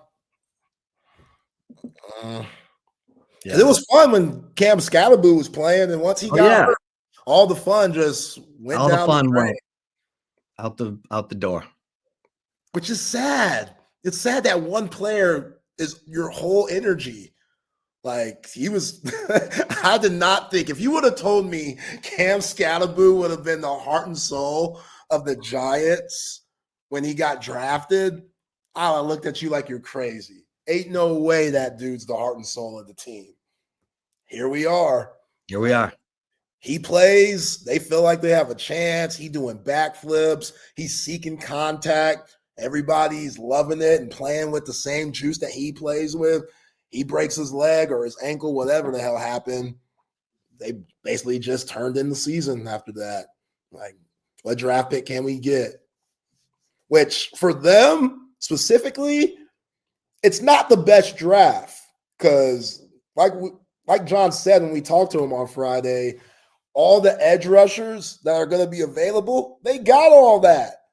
Like they just got Carter from Penn State. They got Thibodeau a few years ago from Oregon. So where do you go? Like you got to go offensive lineman. You already got your quarterback. Yeah. Go get some offensive linemen to block for Cam Scalaboo. Yeah. Like I don't know who's the best receiver. Like who's winning Biletnikoff this year? It's because is it Jeremiah Smith? Has to be, right? He hasn't had the year. You vote for that? Yeah, I need to yeah. Well, the guy who's got the best numbers is with North Texas. But no one's gonna value that. Yeah, he ain't played nobody. Because he ain't played nobody. I mean, your number one receiver in college football is Danny Scudero, the kid from San Jose State that Texas played. You got 1,291 yards receiving, 10 touchdown catches. You got Skylar Bell from UConn, then Wyatt Young, the kid from North Texas. Like Eric McAllister from TCU had it's not been a great year. No. Like when you think back to, you got about 15 guys who had 1,000 yards receiving, but they're not on playoff teams. Right. So, Bo Sparks at Texas State, 1,100 yards, 9 touchdowns. Chris Brazel at Tennessee, 1,000 yards, 9 touchdowns. But Malachi Toney, the freshman at Miami, 970 yards, 7 touchdowns. Like, that's Isaiah Satania. If you're looking at like playoff receivers, Isaiah Satania, OU, 948 yards, 7 touchdowns. And Jeremiah Smith at Ohio State, 942 yards receiving, 11 touchdowns. I mean, this is a bad year for wide receivers. Like going to the draft in general. I know somebody on the text line said Jordan Tyson over at ASU, who hasn't played much. I think he might be the first wide receiver taken off the board. And yeah, I forgot about Malik Neighbors. Thank you. Someone on the text line reminded me that Malik Neighbors, he's been hurt all year. So he is their wide receiver one whenever he gets healthy. But your Biletnikoff Award finalists this year are Skylar Bell from UConn, Makai Lemon from USC, and Jeremiah Smith, Ohio State. Yeah, that's Jeremiah Smith's. Yeah. That's his. I like Lemon. Lemon's good. Lemon can play. Yeah. All right. Let's get a couple mentions. Let's get into the commentary. Hey, guys, I can't tell you enough how much better I'm feeling. And I am a collector of supplements, but now that I am on to the Humann supplements, Humann with 2 N's, whose unique scientific base formulas were born right at the University of Texas Health Science Center. Man, and the cool thing is that the Humann products, like human cholesterol, human cardiovascular, and human metabolic. You take these 3 together and they are going to support your cholesterol health, your vascular health, help with circulation, of course, healthy cholesterol levels. And then when you add in the super beets, heart chews, that's looking out for your blood pressure. Man, you are covered. You're going to feel great. But the key is to take the cholesterol, the cardiovascular, and the metabolic together. Then you're covered. You don't need anything else, in my opinion. That's just me. But the Super Beats Heart Chews, now you're covered in every way. And here's the great thing. All the, all those other products out there, they're not based in science like the Humann products are. And so, when you're talking about, vascular health and like take, for instance, the Metabolic Health Daily, you take that with your biggest meal because it contains clinically studied patented ingredients shown to improve blood sugar response by up to 40%. Helps you make you feel full longer. So you're not getting constant food cravings. It just makes all the sense in the world. And you can load up. Here's the deal. You go to humanwith2ns.com/TSU. Use the promo code TSU. You get an additional 20% off your first order. So load up on the metabolic, on the cholesterol, and on the cardiovascular. Get the Super Beats because it's a 90-day money back guarantee. No risk. So load up. You're going to feel better, just like I do. And hey, when you're ready to, have a good meal and just enjoy yourself, be out with the friends, the homies, and, join a great vibe, go to Cover 3. Cover 3 Anderson, Cover 3 Round Rock. You got happy hour every day from 3:30 to 6:30. 3:30 to close on Mondays. You got brunch on the weekends. Go get the Sean Adams prime rib sandwich this Christmas season. Treat yourself. Cover 3 Anderson, Cover 3 Round Rock. All right. For the chip shot today, I got to say, I'm not cuckoo for Cocoa Puffs right now about what I'm watching in the college football. We got these conference championship games. I'm not excited about any of them. Nope. I got Tech and BYU. I've already seen that. I got Georgia, Bama. I mean, already seen that. I've already seen that. Ohio State, Indiana, I guess, is probably the most I'm interested in. And fortunately, that is at 7:00 on Saturday, up against that Duke Virginia game. So I don't have to watch that. I can just tune into Ohio State, Indiana. I mean, here I am. My alma mater's in the ACC, and I want nothing to do with that ACC championship game. That's embarrassing. 7-5 Duke up against Virginia. I'll pass. But you know what? Friday night, Texas volleyball getting started in the NCAA championships at the Gregory Gym. And they're one of the four. They're the number 3 overall seed. They're in the same half of the NCAA championship as Kentucky, the team that just beat them for the SEC championship. First things first, though, we've seen Texas volleyball get a little ahead of itself at times. They lost at home last year before even getting into the, regional final. So, got to bow up this week for Texas volleyball. It's a big week for them. They according to the seeding, they should be in the Final Four. So let's go. That story going around of Jared Elliot creating the hair tie with his wife is awesome. Have you seen it? No, I haven't seen it. Okay, yeah, you need to check it out. It's on social media everywhere. That's an awesome story. Like, he's completely, him and his wife, got to give her credit, which, by the way, Jared Elliot got game like a mother. Because, Jared Elliot. Salute, dog. You are doing it. But him and his wife created that hair tie that every woman is using, basically, in volleyball now. It's amazing.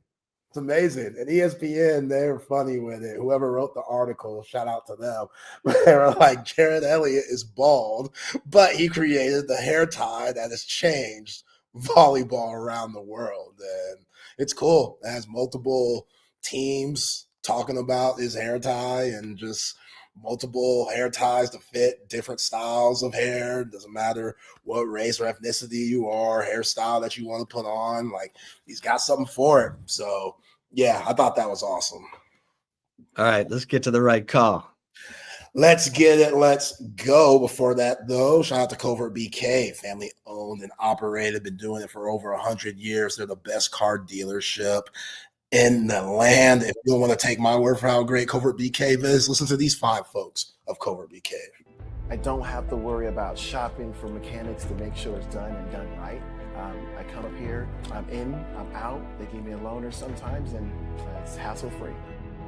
If you have any questions, they'll go ahead and help you out and educate you. They're not just here just to sell you a vehicle. They're here to build a relationship. They treat you like family, and then they make the experience what you want it to be, not what they want it to be. Covert, born and raised in Austin, where you are always treated like family. Nobody beats a Covert deal. Not now, not ever. Somebody on the text line said, Zay, on the delay, since you cool with Mr. Gooseby, does Trevor date a volleyball player? He's always at the games. We didn't talk about that. So I don't know. Now, Mr. Gooseby did tell me that Austin's girlfriend is on the softball team at Texas and is a freshman, so I don't know who that is. He said it, but I didn't keep track of what the name is. So he also said when Scott Drew at Baylor was recruiting Austin, Scott Drew told Mr. Gooseby, yeah, I've been doing this a long time. It's hard to compete with the girlfriends. It just is. So it's undefeated. Yeah, so Sean Miller also had that advantage of Austin's girlfriend already being on campus. She'll be playing for Mike White this summer. So, yeah, that's a little nugget for y'all there. But, all right, for the right call today, Chip, Lane Kiffin in his press conference, of course, he was hilarious. Of course, he was relatable. making the folks laugh in Baton Rouge. And he had this to say about when he touched down and how it made him feel like Ed Orgeron. Listen to Lane here. Actually, we were going by Tiger Stadium. I called one person. I called Ed Orgeron. And I said, hey, man, all I can do is, man, this place just makes me want to talk like you right now. I did. I was like, we were in the car, and the kids were in there, and I was like, and the coaches, and they're like, what are you doing? I'm like, I don't know. I'm like channeling Ed right now. I was like, I'm feeling him. Like, I rolled down the window, and I was like, go Tigers to the fans. And I'm like, so I called Ed. I said, I don't know what's going on, man, but I'm feeling you right now. And he's like, Coach, you're at the best place in America. So I feel that. So as I thought I would do, I have no idea what your question was. I can't believe. I mean, he should have said, so I understand why Brian Kelly started trying to talk Cajun. Yeah. You get down here and talk to these Cajuns like Ed Orgeron. Go Tigers. I can't believe this fool, man. Like, he just acted like nothing happened. Yeah, like nothing happened. Just laughing, joking around. Like he just left Ole Miss in the dust. These dudes are practicing for a college football playoff right now. Damn. But hey, like I get it too, because one of the first things he did was go to the number one player in the nation's crib who is from Louisiana and make sure he's still on board. So that's the luxury that you get at LSU, because that state, the boot, we know the players that they got down there, and it's different than what they got in Mississippi. So, hey, Lane gonna be Lane. All right, this video is hilarious, Chip. So the Texans, we were just talking about the Texans, the Texan players, when they were doing interviews and stuff, someone showed them film on their coach, DeMeco Ryans, when he was at Alabama. Isn't that how the Texans players react to watching film of their head coach during his college days? Was you already ball coach? Uh-oh. Oh, sure. Yes, I'm tweaking. I was bald in college. He had that 35, the face mask. Tim doesn't know what's going on. That's Peyton Manning. Come on, man. That was not Peyton. That was not Peyton Manning. Look at his face. Come on, Tim. You talking about something? That's the sledgehammer. I'm dropping the sledgehammer, guys. They don't. So the first part, it was hard to hear the first part, but it was Caden Bullock and Kamari Lassiter. And they're like, was Coach always bald? Like, even in college, he was bald. Yeah, DeMeco Ryans has looked the same for like 30 years. It's incredible. Like, I get black don't crack, but that definitely applies to DeMeco Ryans, because that dude, he does not age at all. And it's always funny to see, like, the players watch their coaches, because they act like they're watching film from 1945. Like, he's not that old.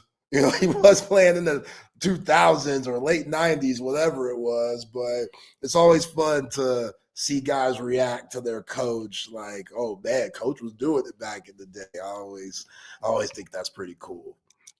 He's one of the coolest dudes out there. I mean, if you're talking about like swag factor, DeMeco's way up there, man.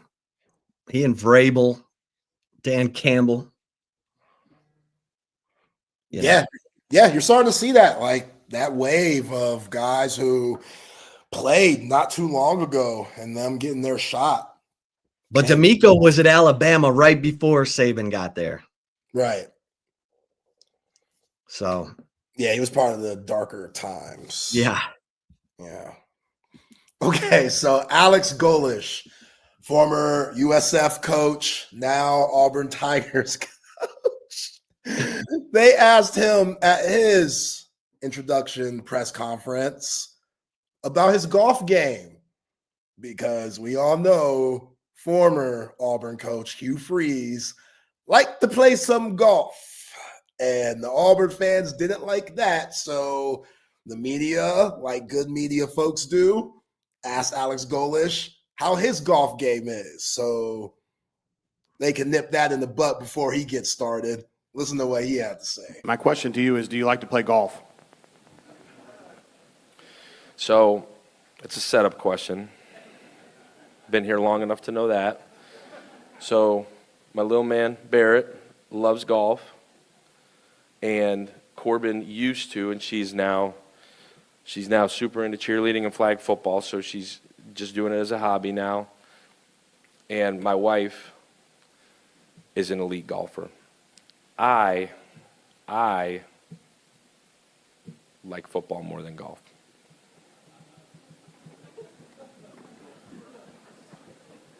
And I'm terrible. Yeah, buddy. I.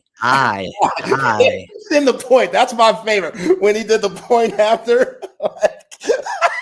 It's a setup, by the way. Y'all ain't gonna catch me. Question. Absolutely not. I like football more than golf. Yeah, you better, Alex, because your little brother, bro. You could be like Mike Elko and say, oh, we're the flagship of the state. No, that ain't true. You always going to be little brother. So you got to do things that separate. That's still so funny that Texas played that clip in the fourth quarter. That was so petty. Of Elko saying, we're the flagship school in this state. And then they played that gif of that guy laughing his butt off right behind it. Yeah, I appreciate that pettiness from the media team or whoever was in charge of that at DKR, CDC, whoever. I appreciate that because you could tell Elko was hot. He was hot. He saw it. They did it for old, what's his nuts out at Texas Tech when he came in for that 59-7 beat down in 23. Oh, Joey. They played that clip of Joey saying, Big 12 runs through Lubbock. And he was Brett right. Yormark saying, hey, take care of business. Yeah. Yeah, that's good. They've had some good petty videos. Yeah. I got to play you a Joey McGuire video tomorrow. Remind me, because Joey, he did a really good job talking about the changes he would like to see when it comes to the deadlines, the transfer portal opening, and all that stuff. And it was about 2 minutes, but it's really good. Like it's really good. He has some really good points that made a lot of sense because these guys that are in the college football playoff, they are at a disadvantage, when it comes to transfer portal and stuff, even though you have the luxury of being in the college football playoff. Still, you got to focus on your team, focus on playing these games. It's hard to focus on the transfer portal while you're just trying to win games. So Art talked about it last year and how he had to go through it. So, yeah, I don't know. Have they talked about that, Chip?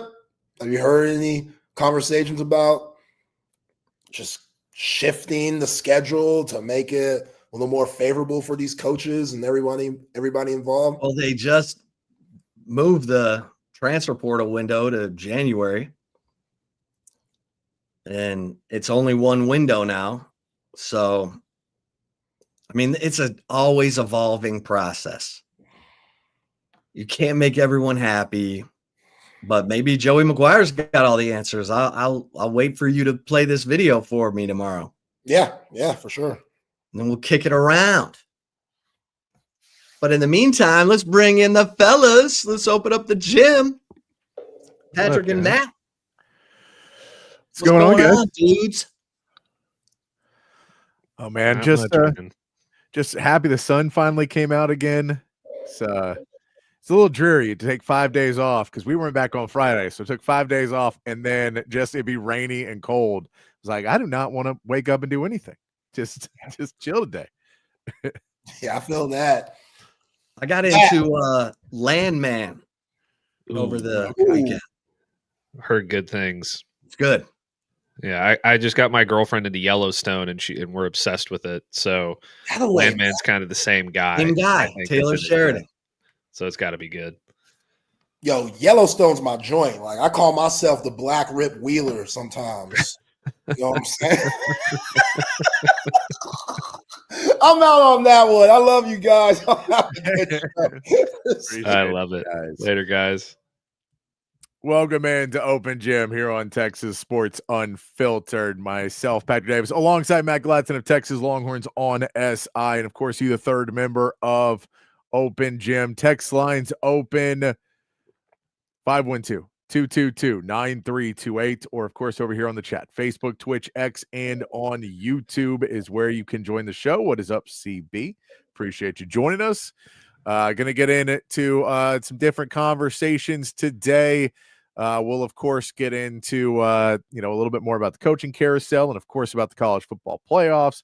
We're going to get into an Overreactions Tuesday. Matt, you got an all 22 for us today? I do. Okay. It's a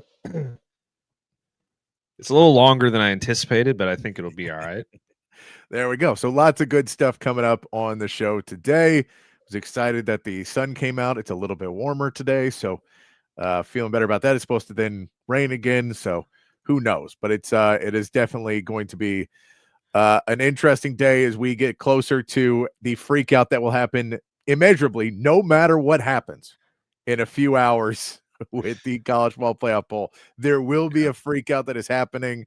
It is the biggest topic of conversation. And And I think it's the world where I've had to get off social media, because social media has turned into the world of debate in 2025, which is debate is I have an opinion and I'm going to say it over and over and over and over and over again and never change it and never listen to anybody else's takes on it. I'm just going to scream my opinion. I'm like, I'm good with that. I don't need to get in on the screaming argument. It's going to fall where it falls. We're going to give our predictions here in a little bit, Matt, or our prediction or what we would do if we were the committee where we would vote people. I want to put it there because I think people would be surprised at what the two things of the argument actually is. Where I feel like some people are thinking that Texas fans are walking around going, yeah, we're the number 3 best team in the country. That's not what people are saying. But it's getting construed that way. And also that for some reason, no one is getting on Clark Lee or Marcus Freeman or any of these other coaches who are all doing what they are paid millions of dollars to do, which is try and politic for the getting into the playoff, which is what they're all doing. You should be politicking to get in because there is a lot of politics in this, apparently. Yeah, unfortunately, none of them are as good at it or as charming and engaging as Steve Sarkisian is. You know, yeah. He's crushing it. The reason why people don't like Texas is because he can get on everybody's TV show faster than most other coaches that are in that same position. I think Marcus Freeman probably could, but he maybe doesn't want to do the TV circuit quite as much. Oh, and CB, that's sad. It's been a year. Since the last Rodcast and the Horns shutting down. Sad to hear, but I appreciate you keeping up with those things because I can't remember them, and I try not to remember the bad names, so I don't remember it as well. You know, speaking of Twitter, by the way, Patrick, I had a lot of fun last week engagement farming on Twitter. Yeah. With Aggie fans, just tweeting statistics most of the time. And it really sent them all into a frenzy. I got called horrible things, terrible things, all for just saying that Arch Manning was a good quarterback. Not even saying he was better than Marcel Reed, just saying he was a good quarterback. Yeah. I got ratioed for the first time ever last night because I tweeted my thoughts about, you know, if Texas gets left out of the college football playoff, I believe 2 things would happen. One, everybody would cancel their non-conference games, their tough non-conference games, which would lose the TV networks millions of dollars because there's no reason to play them anymore. Or 2, they use it as a platform to springboard into a 16-team playoff. Either one could be true. Neither could be true. Just a thought. I have like over 1,000 comments of people yelling at me in the thing about how this is why Texas fans are awful. It's like, it's not even a Texas fan argument. It's just a observation. No, and by the way, if you really want to see what team started it, go look at Kurt Signetti in Indiana. They canceled the Virginia game. They're undefeated. If you want to look at where that really probably starts, is Indiana showed this year it was a good idea to cancel that game. They're the number 2 team in the country, and Virginia turned out to be better than people thought they were, and they could have lost that game because it was early in the season, and things happen early in the season. So all that being said is that's the reason. You look at Indiana and you say, well, it worked for them. So why would we not want to be in that? And as much as we get mad, Alabama's not politicking. They will be on Saturday. Kalen DeMoore will be on every TV network on Sunday before the final committee, because Alabama's pissed off about it too. They're just still in a game, so they're pissed about it too, because the Florida State game.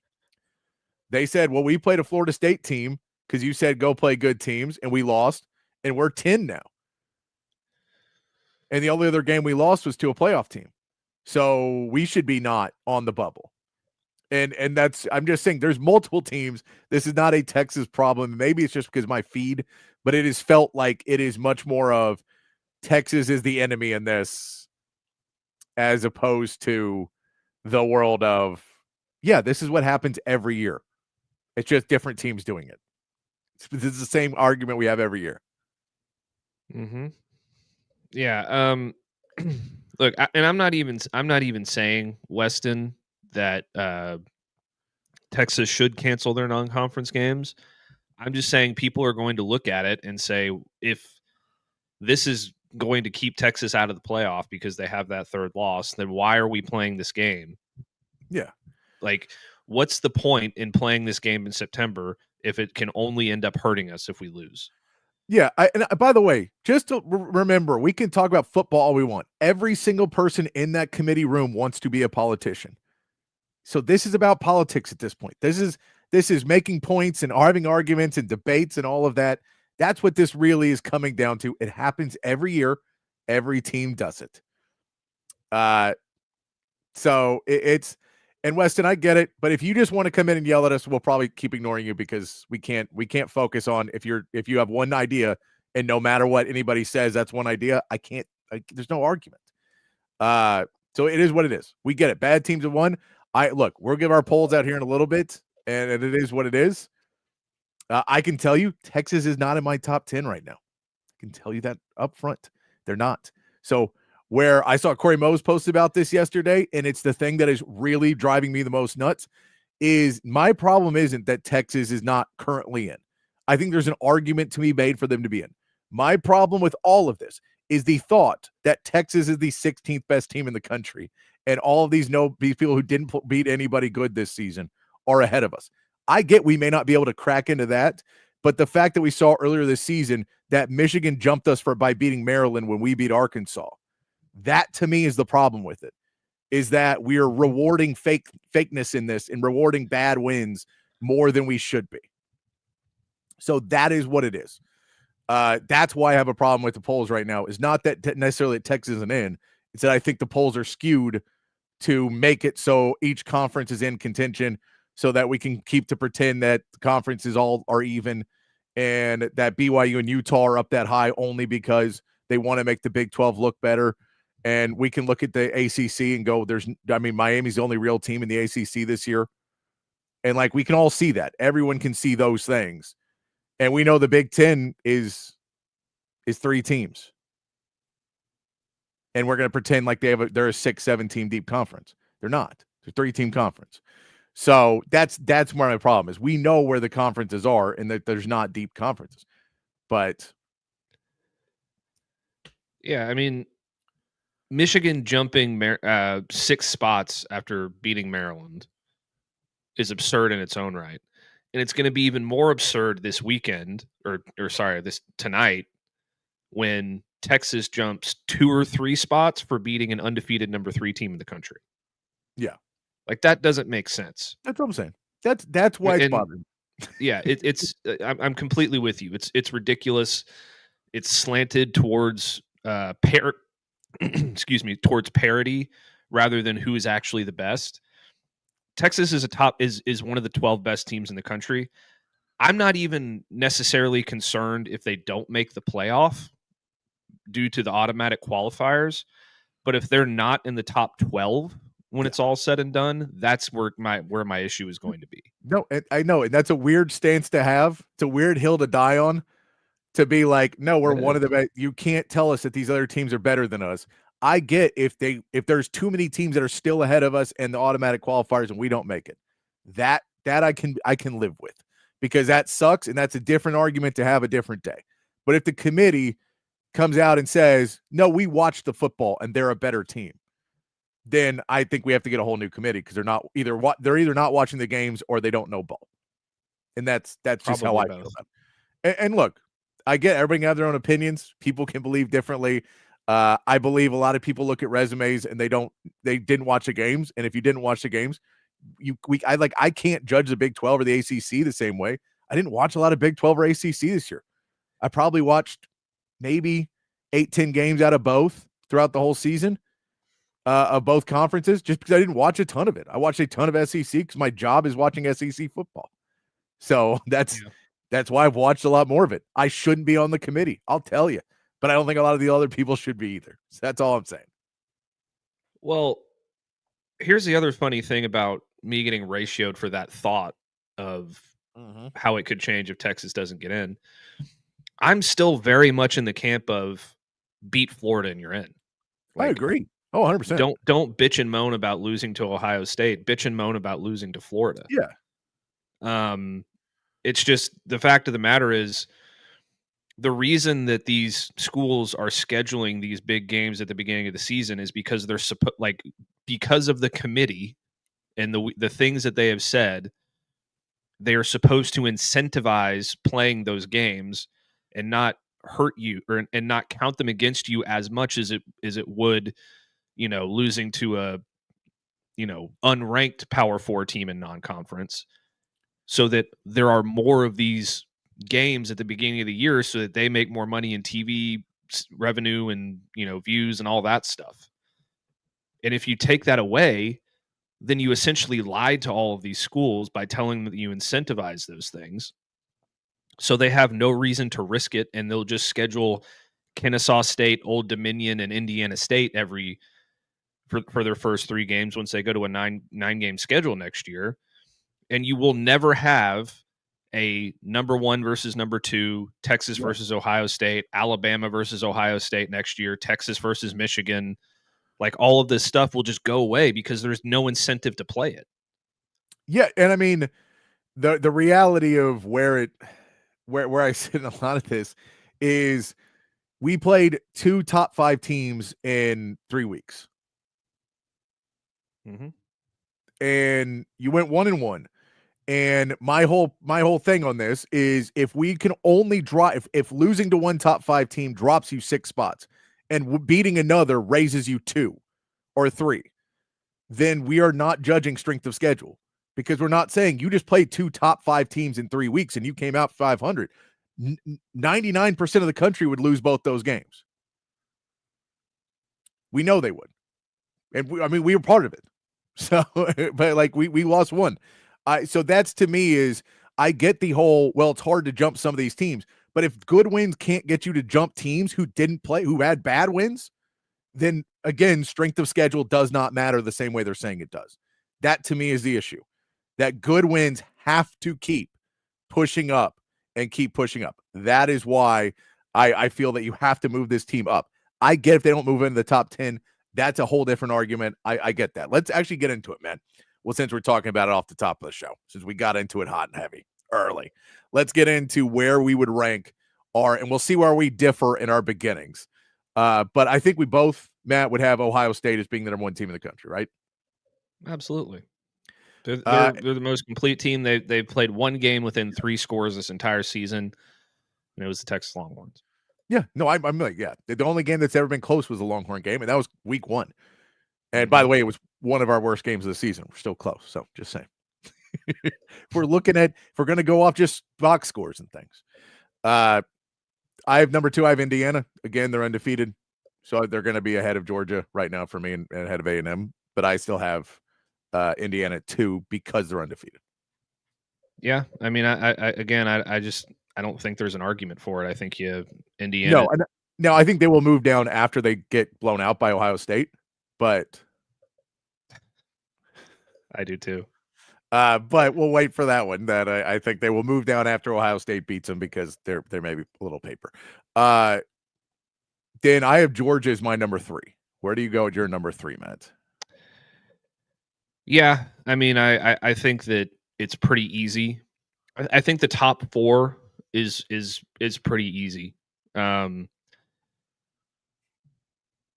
Georgia has been, since the Alabama loss, what was that, September? They've been playing lights out. They didn't play particularly well against Georgia Tech, but they have a really good resume. They've beaten a lot of good teams.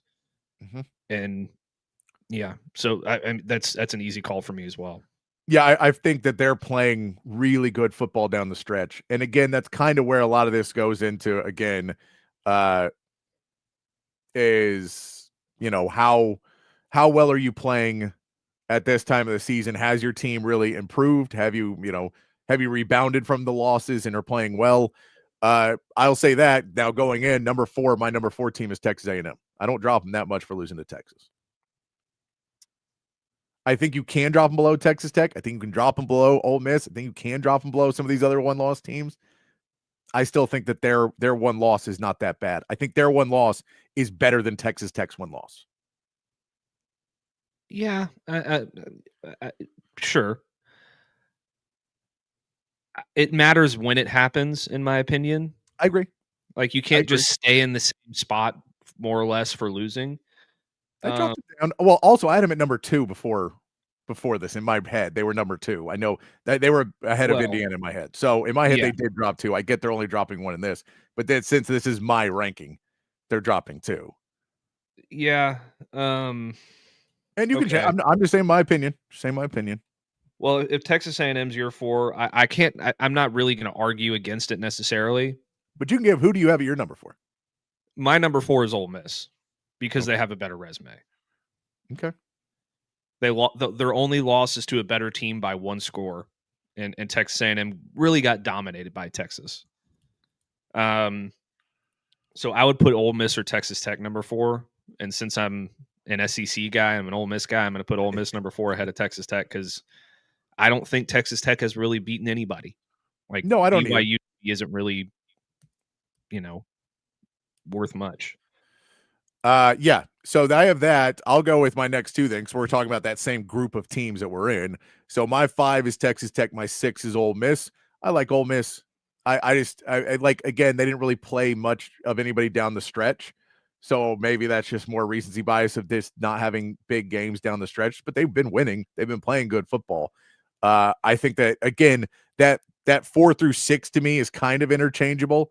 But I don't think Tech should be number 4 because I just don't feel they have that really quality win unless we're overranking BYU, who we're overranking because they just haven't looked great. They're winning games, but it's it's the reality. I get it. Other people have a different opinion on that one. I think Tech's a really good football team. But at the end of the day, I'm putting them somewhere in that 4 to 6 range. All of those teams. Yeah.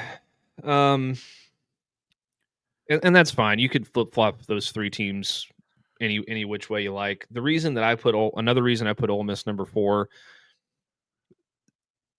pretty much their entire coaching staff is returning for the college football playoff with the exception of Lane Kiffin. So, like, even the offensive coordinator is going to come back and call plays. The entire defensive staff is back. The defensive coordinator, pretty much everybody except for Kiffin. So, I think that it's not really going to be that different for them.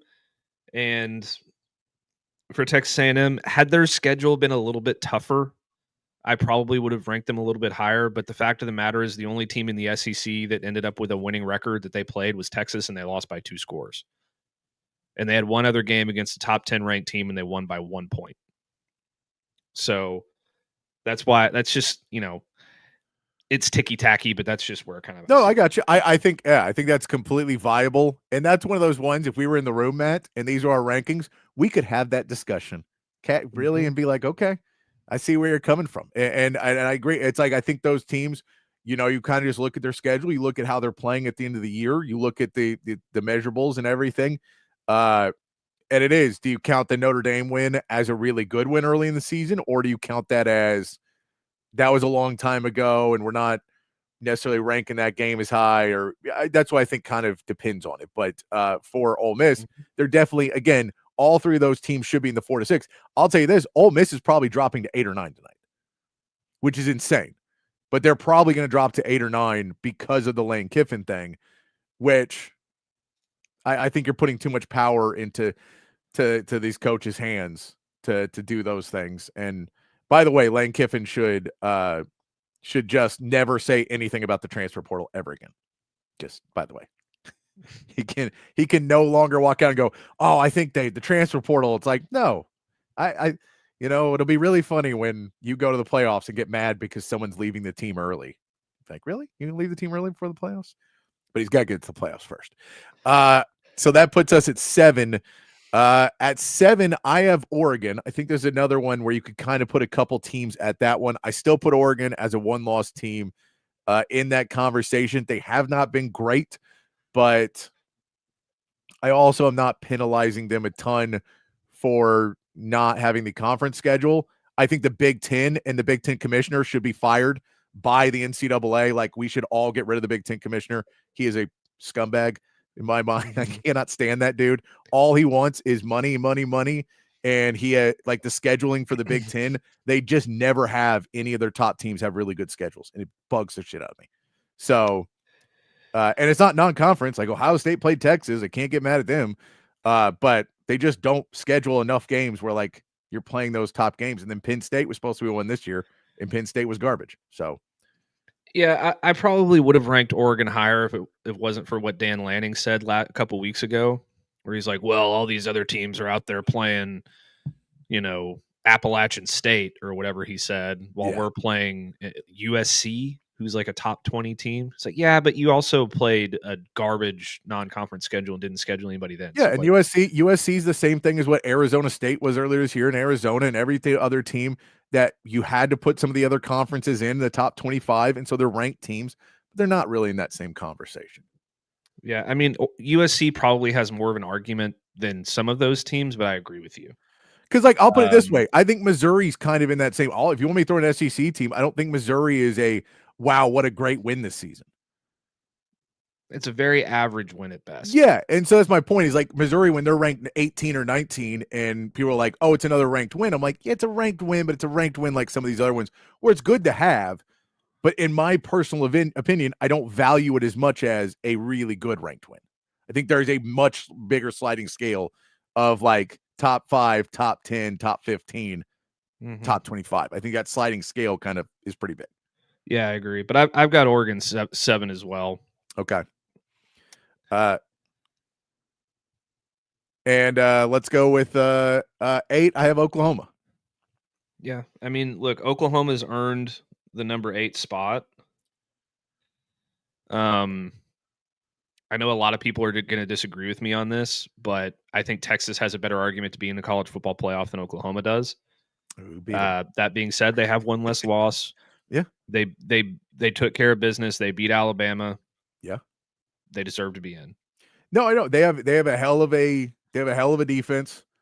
And this is kind of where the flawed teams at the back of the SEC is, where everybody's picking apart. And you're like, dude, I get it, but our 4th and 5th team would destroy your like 4th and 5th team. Destroy them. That's actually already been proven, because Oklahoma beat the piss out of Michigan, who was basically the 3rd or 4th team in the Big Ten.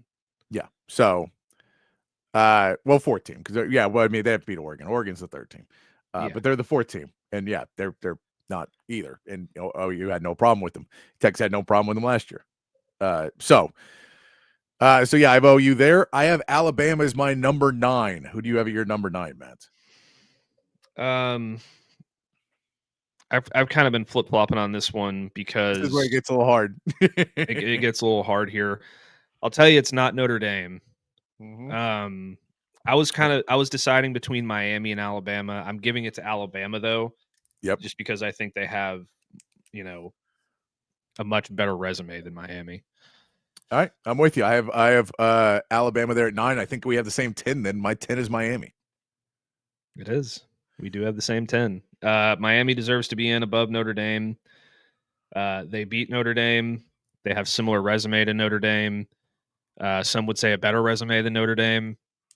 And, you know, their 2 losses, yeah, I get it, are they're not great losses, but they've also beaten some good teams. And Notre Dame hasn't beaten a good team this year. Yeah, their best wins USC, USC. who's a top 20 team or top 25 team. So, yeah, I mean, I think you have if Miami everybody wants in our realm wants to talk about if Texas doesn't get in, this will happen. If Miami doesn't get in above Notre Dame, then head to head doesn't even matter anymore. Yeah. No, that's my point. And because that's the deal. Miami, I think, is arguable of where you put Miami, but I'll give them in. This is one of those arguments at conference championships. Be like, I don't care. Just put the best team in. You get one from each conference. Put one team in, but stop. I don't want to see Duke or who are the Duke playing again? Playing Virginia. SMU or Virginia? Virginia, right? I thought it was SMU, right? SMU lost to Cal. Oh, that's right. God, I can't remember this. SMU always going to SMU, man. That's right. It was going to be them, and then it wasn't. But yeah, we see in that one that we know that Miami's right on that edge. I have them in right now as well as a 2-loss team. This is the question: where do you put Texas? Because Texas is my number 11. I've got Texas at 12. Okay, who do you put in above Texas then? Well, so are we doing the automatic bid stuff? Well, I'm just saying of what our rankings are. So just the straight top 12. Straight top 12, what the rankings will be when they show it tonight. Of what I would, if I was in the room, of what I would be saying, what the rankings are. Now, these are not our projections because I don't think they'll be much different than this. But this is if I was in the room, this is what I would have walked in with this is who I think are the top 15 teams. Yeah, I think they're going to put Notre Dame 11 and Texas 12. Well, I think they're going to. I don't think Notre Dame's number 11 though. I think Texas is better than Notre Dame. I do too. So I'll tell you this: Notre Dame's my number 14. They're pretty far out in mine because they just don't have any quality wins. I'll put Texas 11 as well because I do think they're better than Notre Dame. And then I'll put Notre Dame as my 12. Let me put it this way: I have Vanderbilt and BYU ahead of Notre Dame. Yeah, because if we're talking about not real quality wins, BYU's a 1-loss team and they beat Utah. That's the same to me as beating USC. That's fair. So I get they scheduled. I think BYU scheduled Stanford, and then so I can't get super mad at them, but also that's not a good school to play this season. So it's not like it's a name brand that usually is decent, but not necessarily. And they probably scheduled it a few years ago. That's what I'm saying. I can't get super mad at them for not scheduling it, but also I just don't have the most respect for that. So at the end of the day, I have BYU at them. I have Vanderbilt. I think Vanderbilt's played really well this season. Yes, we're an SEC homer. Yes, I've watched more SEC. It's my rankings. That's what I'm going in with. But I have them both. I have Notre Dame because I've watched some Notre Dame this year, and they're okay. But I don't like. I can't even really judge them that well because most of the teams they were playing weren't very good. Like you were playing a Pitt team that gets blown out in 2 straight weeks, and they're like, "That's a quality win." No, it's not. The only reason we're even talking about Pitt is because their ACC record was good because they didn't play anybody good in the ACC. The one argument I will have for Notre Dame being at 12 ahead of Vanderbilt and BYU. Yeah. Specifically BYU. I think Notre Dame and Vanderbilt, I would be fine flip-flopping. Notre Dame did play 2 top 5 teams. They did. They scheduled tough games. They did, but they schedule all of their games though. There is no conference. That's true. But they scheduled those 2 games. They lost both of them by a combined 4 points. Now, for the record, when they scheduled those 2 games, A&M was probably 30th in the country. Miami was probably 30th in the country. I have less respect for that scheduling than I do for Stanford. I don't think they scheduled hard games there. I think they got kind of screwed into having to play 2 hard games early because Miami wasn't even good 2 years ago, were they? I mean, they weren't at that level. You've convinced me, Patrick. You've convinced me. I'm putting Vanderbilt 12. Like I get it. I'm still putting Notre Dame ahead of BYU because I think BYU is a gigantic fraud. I think they they played one too. good team this year and they got beat by 22 points. And look, in all reality, Notre Dame, if I put Notre Dame and BYU playing each other, Notre Dame's probably winning that game. In all fairness, they're probably winning that game because I don't really think. And like we'll see if BYU loses to Tech by 40 points in the Big 12 championship game, then you're like, okay, yeah, you don't get to be in this conversation anymore because clearly the one good team you have played twice now has destroyed you twice. Yep. So that world, I also do punish Notre Dame a little bit in this scenario, unlike the committee, for you don't have to play in a conference championship game no matter what. There's never a time where you have to play in one, where you have to take that extra week. You're always going to be off, and then they're rewarding them for that. So I think that one, I just ranked them lower. I think Vanderbilt has to get some respect. I think they've had a really good season. And if we're talking about just, again, a 2-loss team who played really 2 good teams and lost to both of them, it throws you into the group with the BYUs and the Vanderbilts where it's like you just don't have that one big win. And I need that one big win. And for Notre Dame, their big win is USC, which is okay. Excuse me. And BYU, their big win is Utah, who hasn't beaten a ranked team. So you can go back and forth with those two teams. I don't think that. I think that at the end of the day, and this is why these are my rankings, and this is what I think the committee is going to do. Right?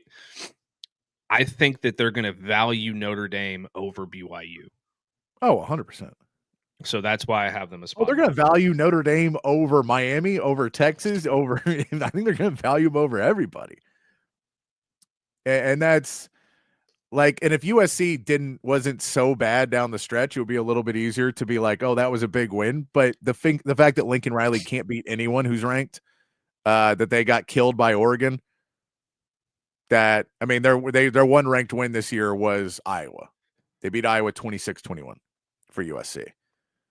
They also beat Michigan, but again, we overranked Michigan all year too. So, but it's like, it's all those teams that are just like that sliding scale for me of like, you're not.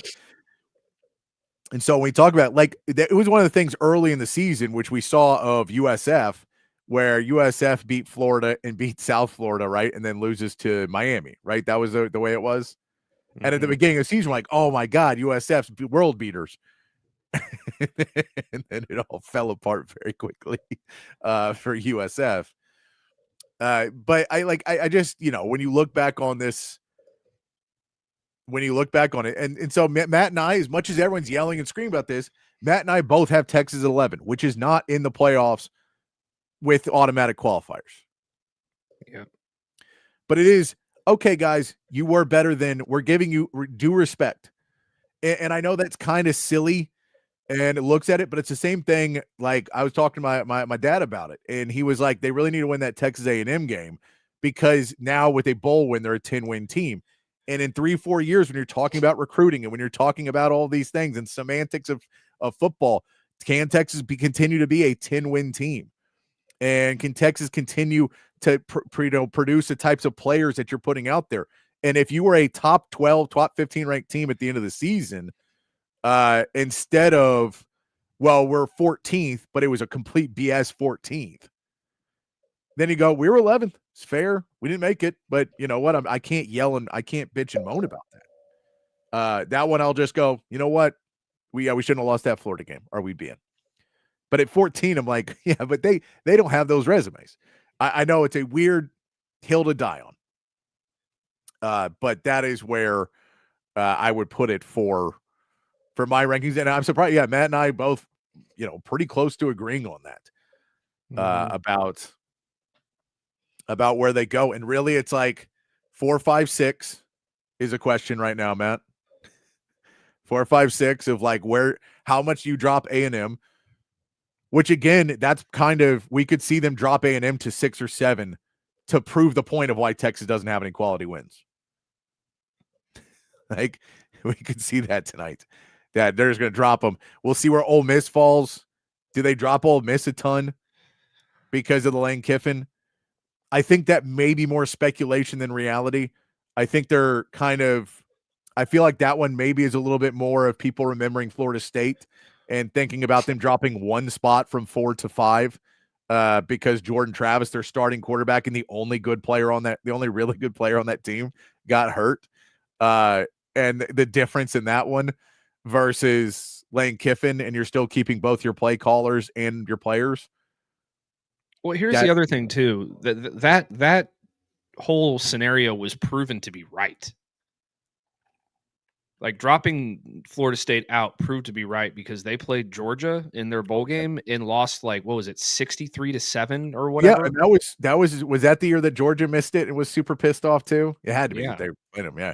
And Georgia was all pissed. And by the way, Kirby Smart went on that same run because every coach gets paid millions of dollars, and it's really hard to go to your boosters and donors and ask for more millions of dollars for NIL when you're like, no, I thought we sucked. I didn't think we were a top 15 team. You have to go and make that argument. You have to. So but yeah, I think people look at our arguments about these things and they take them somewhat to mean that we believe Texas is a top 5 team or Texas should be above all these other teams. It's not. I'm not even putting it in the sense that we really believe Texas should be above all these other teams. There's just a few that we feel very strongly about. We have a better resume than, and the judging of that is rough.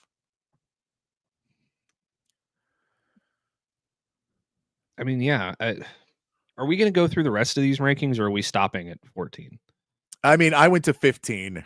I went to 50. So I had Texas at 11, Vanderbilt at 12, 13 BYU, 14 Notre Dame, and 15 Utah was my 15th. I let Utah stay in there. But at that point, you could really put a lot of different teams. You could say it's Virginia. I mean, I don't know. Because after that, it really drops off to me. Like after that, after we're talking about 15, it's like Michigan, who just lost, and USC, and Virginia, and Tennessee, and Arizona State, and SMU. Like all those teams start to drop off after 15 to me. Like a really big drop off. Yeah, I've got UVA number 15 because they're playing in a conference championship game, and it could be. Yeah, I mean that's teams. That's what I'm saying. Is like once you it really could be 14. It drops off because I don't really think Utah. I think Utah's resume is god awful too because they basically played 2 teams and lost to both of them. So you could say after 14, after that 14th team, it's a pretty steep drop off for the rankings. So I didn't really. I mean, you can look through the rest of them and say where you think they go, but I only had it 50 because I don't. And Brant, they didn't lose half of their coaching staff. They lost their head coach. The rest of them are there for the playoff run. They just lost the head coach. So it's I get that's a big deal. Yeah. But it's a 12-team playoff. It's not a 4-team playoff. There's not a team that, is on the bubble who deserves to get in more than they do because of this. No, and the fact that they've already kind of got dropped some, even though they're a one-loss team, and have just gotten dropped the last couple of weeks anyway, because of the rumor of him leaving, I think they've already somewhat been punished for it. Probably. So I get the argument, people just getting I like the argument to getting Ole Miss out right now feels like, hey, there's a way we can sneak somebody else in. If Ole Miss had lost to Mississippi State, you could really make the argument that they shouldn't be in because Lane Kiffin. Oh yeah. Oh no, I agree with that because that's a bad loss. But they're 11-1 in the SEC. Yeah. And they've beat most of the teams that they played, especially since, the end of September, like from October on, they've beaten by 2 scores. They've been killing everybody except for their only losses to Georgia at Georgia by 1 score. So, and listen, here's my thing. If Texas comes in at number 11, which I think that they legitimately have an argument to do, it would put them as the first team out. And if they're the first team out, and then Georgia beats Alabama in the SEC championship, and Texas Tech beats BYU in the Big 12 championship, I think you have to put Texas in at number 10. Because if you're going to punish them for playing the Ohio State game at the beginning of the year, when you said that you weren't going to incentivize that in your calculus for the CFP, then you have no reason to then go to the conference championship games and hold that end of the argument up. You can't choose one and not do the other. You have to choose both, or neither at all. I mean, that really is kind of the piece is, well, and I get there's difference because there's sponsorships on those and it's a different world and they don't want to do it. But it's like the scariest one is, of course, the Big 12. Because the Big 12, if BYU wins, they're in, and you can't really kick Texas Tech out. They've looked good. I don't want to kick them out because BYU won that game. But that means Big 12 gets 2 teams in. And then that really screws up a lot of things because then you could knock out Alabama. And then it's like, well, do you knock them out if they lose that game? So the BYU loss is easy because the BYU loss, they lose to Texas Tech. They don't have any good wins. Their only good win is Utah, which, again, you're propping up off of very little. And so that, to me, it all pushes back to, at the end of the day, does Alabama get knocked out because BYU wins? And then that feels like, again, you're getting that kind of pushback of, well, the Big Ten only got 3 teams in, so the SEC shouldn't get in all these teams. That's what it feels like to me. But that's because I have a disdain for the Big Ten and their politics and the fact that I just have a disdain for what they've done so far this year, last couple of years. Well, listen, if not the teams at the top, by the way, I have respect for Ohio State. Not talking about them. if Alabama beats Georgia and BYU beats Texas Tech, Texas has no shot of getting in. That would put Alabama somewhere. Alabama and Georgia would both be in. Texas Tech and BYU would both be in. So you have to find a spot for BYU and Texas Tech to be in there. The team that gets screwed in this scenario is Notre Dame. But do they? They would have to be left out. But do they? They have to. There's no other way to do it. You'd be surprised. You'd be surprised what they could find. I would say if we know that A&M, Georgia, Ole Miss, and Oklahoma are in, that's 4 teams. Kicking the 5th SEC team out will be the top priority of 3 other conferences. But who do you kick out? It doesn't matter to them. Again, this is about politics, not football. We know. But like, I know I get that. But in this scenario, who do you see them kicking out? Alabama with the loss to Georgia. No, I'm saying if Alabama beats Georgia. Oh, if Alabama beats Georgia, so they're in. And BYU beats Texas Tech. That is probably Oklahoma. It could be Ole Miss, though. They could do Ole Miss and do the Lane Kiffin excuse. You can't do Ole Miss. You can't. No, but Matt, you can if you're doing it just to stick Notre Dame in, even though they don't belong in there. Again, for everybody yelling at us, we're not saying Texas is in right now. So stop. No, like if the committee picked Oklahoma over Ole Miss, you're picking a team that beat Oklahoma on their home field. No, I'm with you, Matt, over Oklahoma. I'm with you. I'm saying what I think that these people would do versus what I think is the right thing to do. Now, maybe we won't see that. Maybe they would kick out Notre Dame and have a 5th SEC team in or a 4th SEC team in.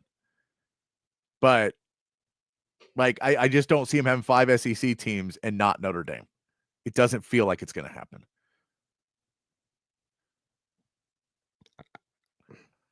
Yeah, I guess I feel like there's no way that you could do that, but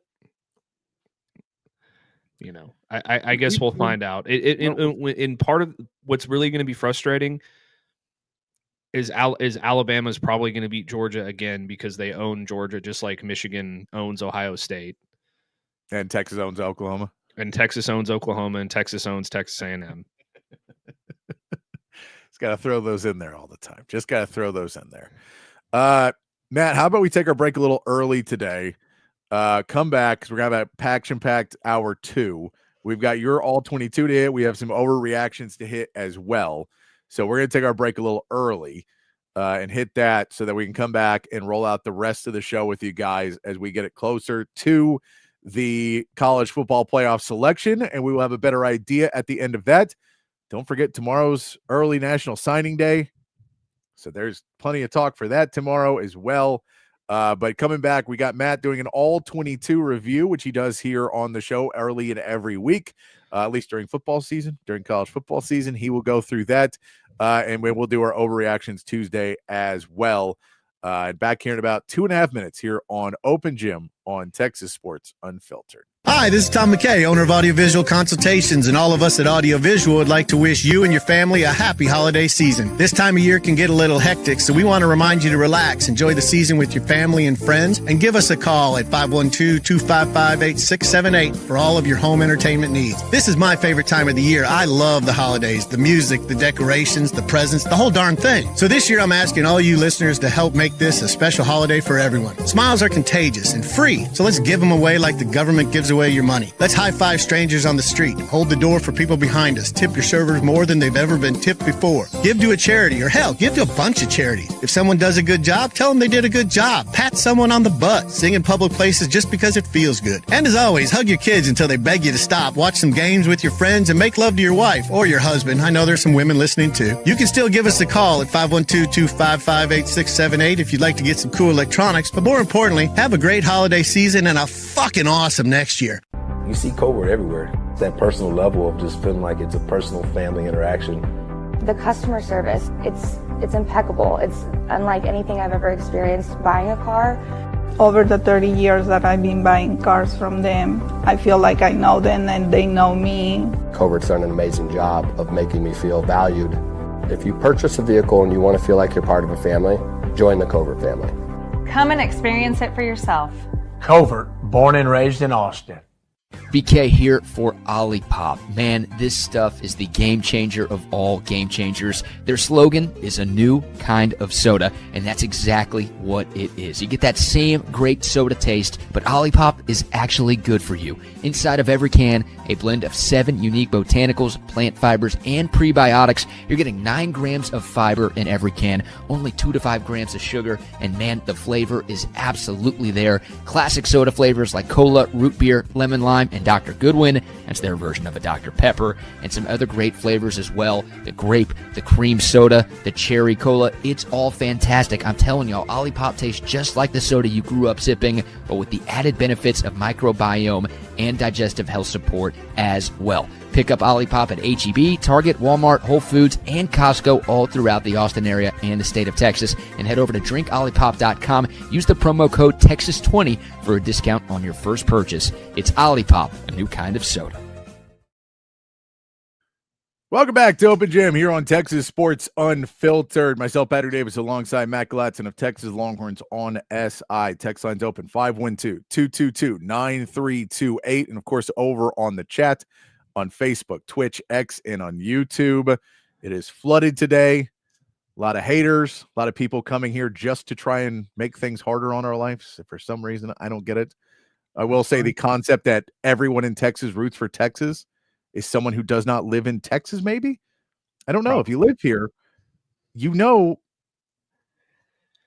I many friends who root for different teams in Texas. I see it. Now, Texas is on every TV you go to because it's, especially here in Austin, it's the city it's in. And then there's money in it. There's money in it. So they play the games. But yeah, no, believe me, TCU has their people. Baylor has their people around this state. Texas Tech has a ton of people across this state.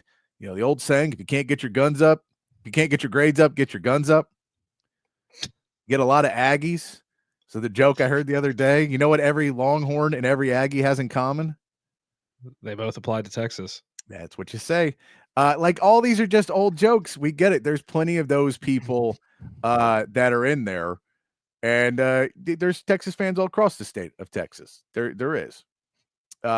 So, you know, I get it. I get Texas is the big baddie. I get that they have the fake $50 million roster that Texas A&M doesn't spend as much money, or Texas Tech doesn't spend as much, or OSU doesn't spend as much, even though we're all probably playing around the same ballpark of money, but only Texas really does. I get all that. I get the anger about it because Texas just has a lot of people covering it, and then it just gets blown out of proportion. And I'm one of those people that covers it. Patrick is one of those people that covers it. So we're going to talk about it a lot. Yeah, it is a Texas. I can't really make any jokes about the Texas Tech, if you can't get your grades up, get your guns up thing, because I think Ole Miss has like a 96% acceptance rate. And I had to take a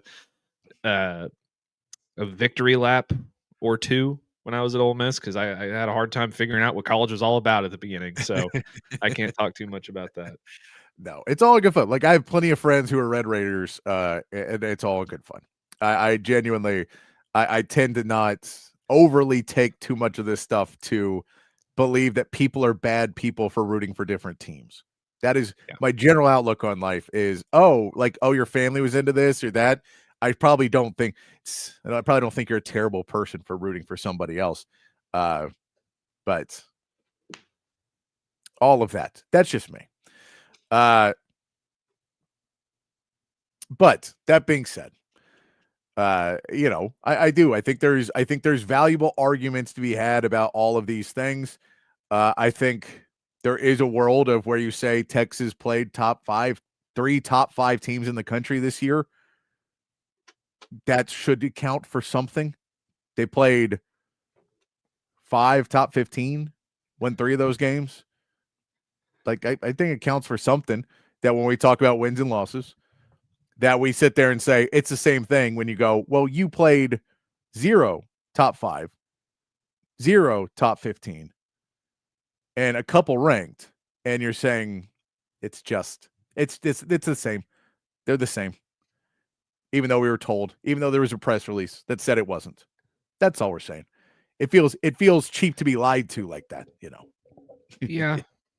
I mean, Texas is the first team since the 2019 national champion LSU Tigers, who many believe to be the best team in the history of college football, by the way, to beat 3 top 10 teams when they were ranked in the top 10 in a single season. That counts for something. No, I think it does.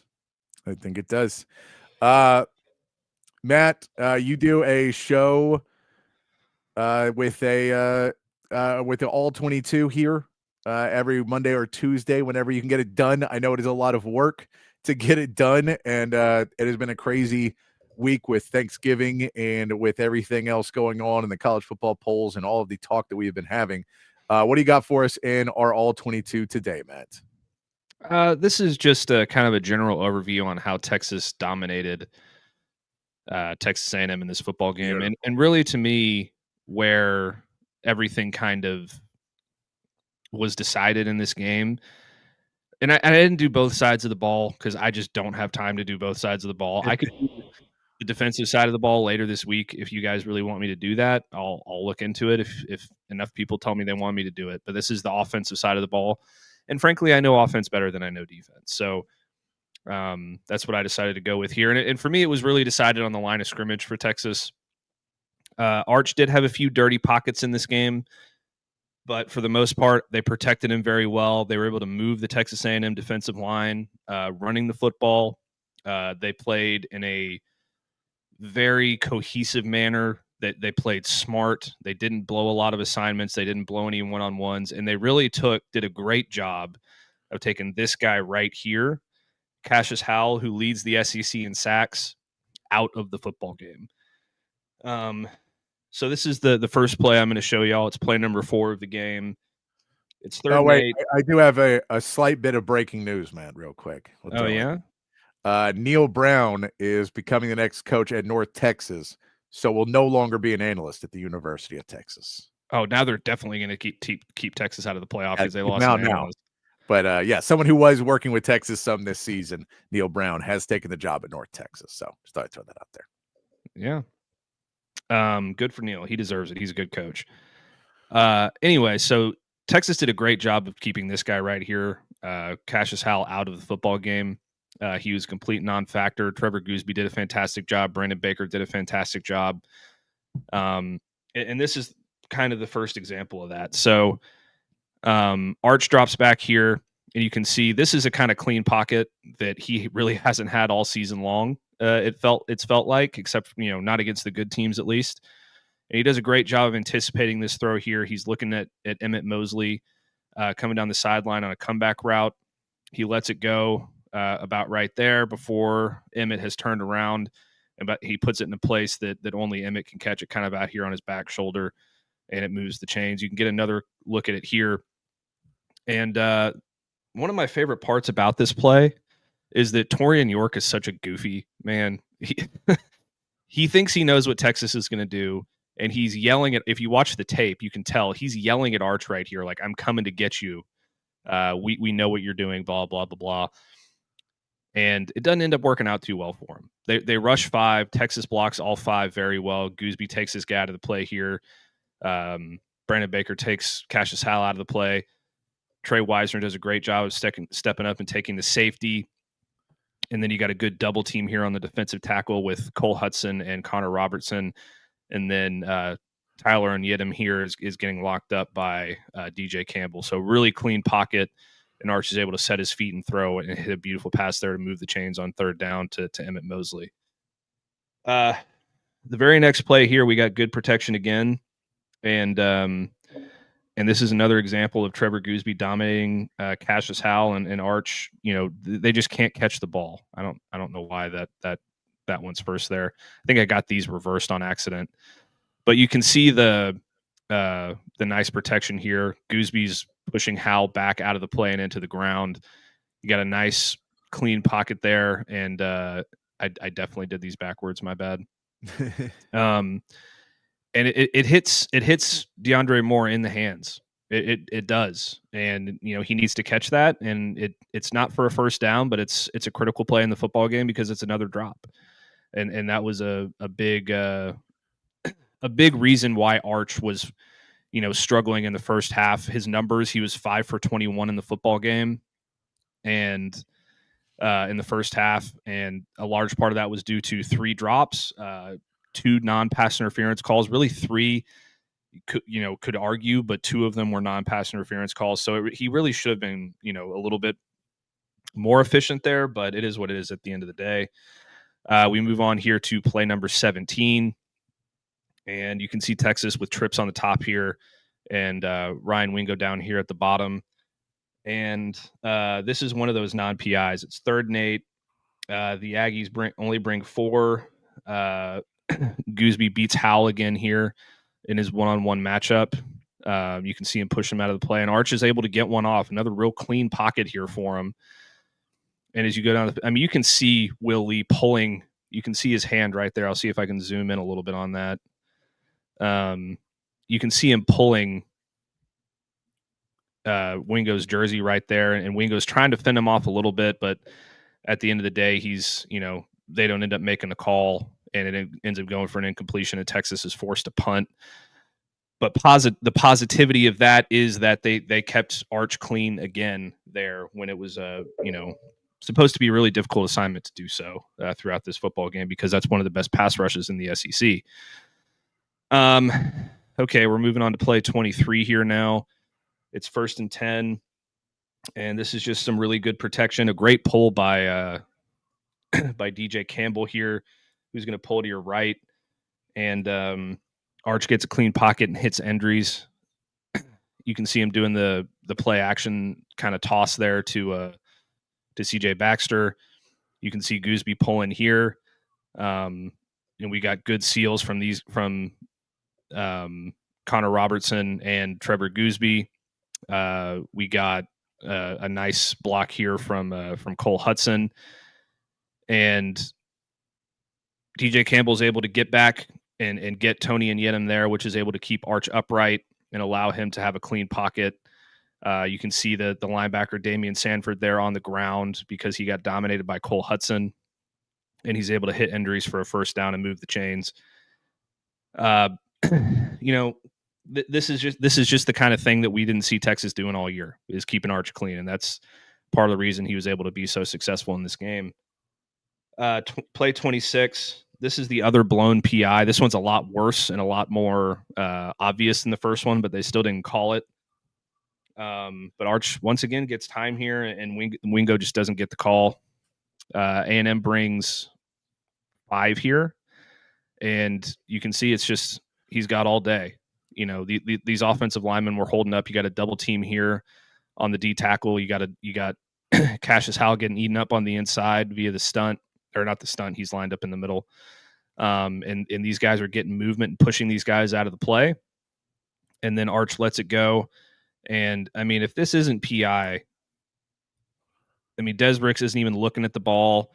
Dalton Brooks makes contact before the ball gets there, and it ends up being a no call. But again, good protection there for Arch. Let's move on to play 41 now.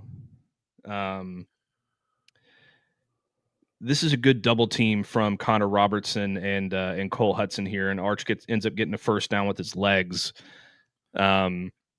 You can see him drop back here, and they take the defensive lineman the defensive tackle out of the play together right there. Baker's holding up very well right here against Howell. DJ Campbell's moving his guy out of the play, and that creates a big, wide open rushing lane for Arch here. You can see Torian York's eyes looking this way, and he ends up following DeAndre Moore on this crosser across the middle, and there's just nobody in the middle of the field here for Texas A&M, so it's an easy call for Arch. He can keep the ball and run. He gets a first down with his legs right there. A couple plays later on play 44, Texas A&M loses Arch again with his legs, and Campbell does a good job here to help Brandon Baker on a stunt, and Arch takes off for another first down. You can see the setup there. Aggies bring 4, and what's happening here is 15 is going to rush this way, and Howell is going to come in this way, and they do a great job of kind of passing that off. Baker passes off Howell to Campbell, and then he and Wisner kind of take the outside rusher there. Arch, and then obviously Wisner goes off into the flat. And yeah, I mean, Arch could have gone here to Endries, but he sees the middle of the field opening up because of those crossing routes. And again, he's just got a bunch of wide open space here. He's able to take it and move for a first down and move the chains. Good job by Arch there to keep his eyes, disciplined enough to look downfield, but also pick up the first down when it's there. Play number 46 now. Trey Wisner makes a big play here, making a guy miss. And Mosley makes a great block here, which is another good one. And Campbell also moves his guy out of the way here. So you can see Jack Endries going in motion to try and, they're trying to figure out what these linebackers are doing, what these safeties are doing, and they're locked in. So he's going to come back here and get a little bit closer to the line on his motion. And then they snap the ball, and Robertson gets beat here, but Wisner's able to go in and avoid the tackle and then kind of bounce it back. And when he does that, you can see Emmett Mosley come from over here back across to help him.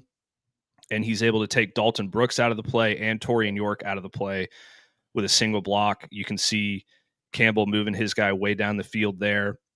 And it opens up a big hole for Trey Wisner to make a big run.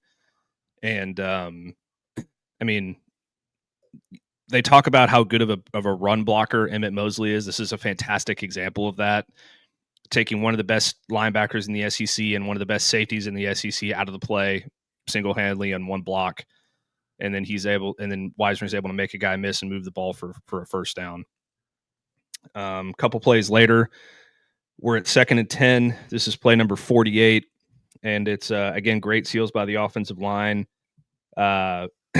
Baker and I think it's Robertson set the edge, and then Wisner makes a guy miss on the outside and gets a huge gain here. So you can see the set here, and then it's Spencer Shannon and Brandon Baker here moving these guys out of the way, getting a great seal on the outside. Wisner's able to take it around, and he's got to make Will Lee miss, and that's exactly what he does.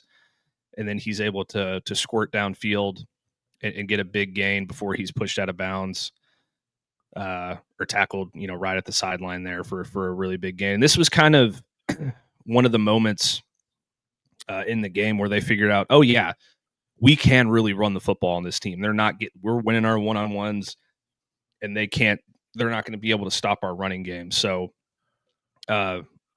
great job by them there.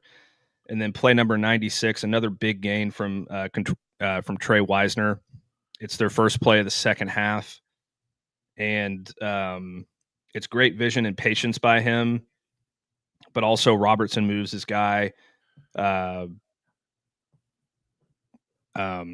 Hudson's able to move his guy, and that's able to get a big gain. And these two guys in the middle here, I think played their best game of the season because this is a really good Texas A&M defensive front.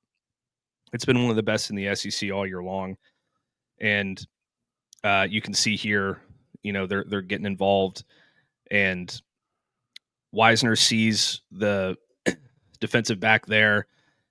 He's able to cut it back here, and Hudson's able to move his guy out of the play to the left.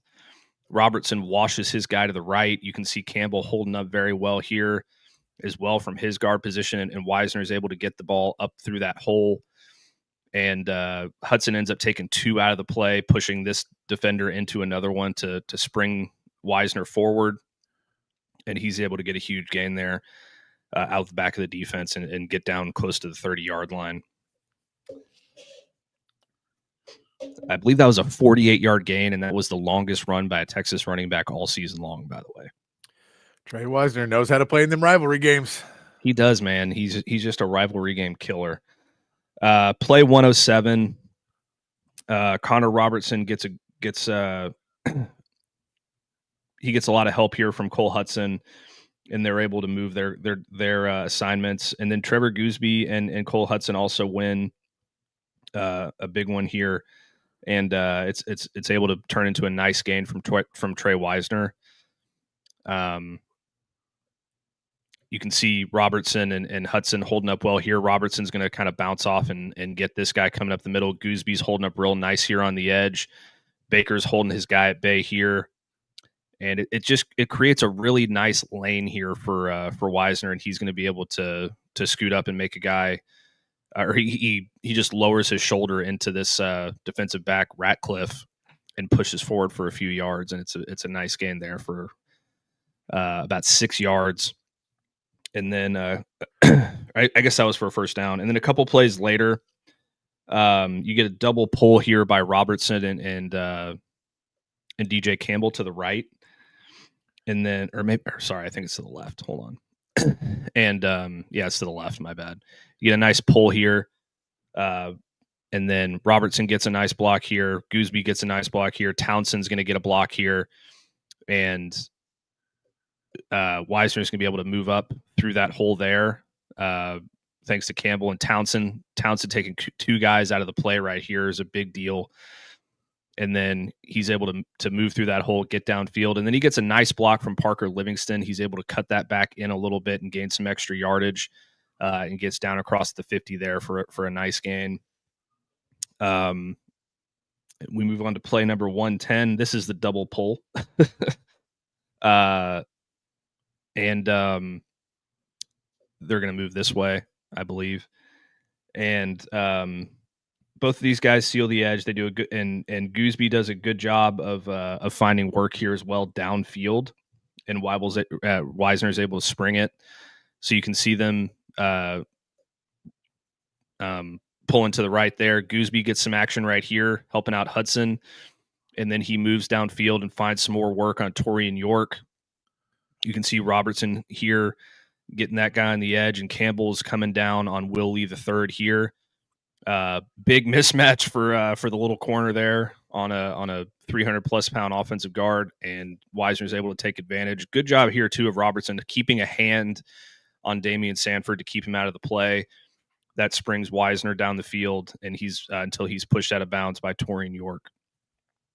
Okay, I got 6 plays left for y'all. This is play 112. Another great job by the O-line. Arch gets out of the pocket and hits Wingo downfield for a score. I believe this is a score. It really is a clean pocket. Robertson's holding up well here. Baker's doing well here on the side. Gooseby's taking care of his man over here. and Hudson's holding up good right there. Gooseby just completely takes his man out of the play. I believe that's Cassius Howell.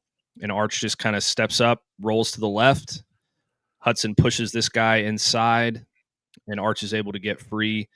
And then he launches the ball down the field for Wingo. Nearly overthrew him, but Wingo's able to make a good catch and readjust and get his foot down for Texas's first touchdown of the football game. And that was really, I believe, what changed momentum in this football game more than anything else. That is what gave Texas the belief that they could win this football game, and they didn't really look back from there. Play 112. This is towards the end of the third quarter. It's just good protection, and Arch is able to find Parker Livingston here in the middle of the field. And these two guys, again, they're just doing it right, man. You can see Gooseby getting some help from Hudson. Hudson's getting a hand, and Robertson's also getting a hand on this guy, helping out DJ Campbell. They'll pull forward here and kind of double team this rusher up the middle and stop him. And Arch is able to let the football go, hit Parker Livingston in stride there, and he's able to get a nice gain there and keep the chains moving. 2nd and 12, play 127. This is a few plays later.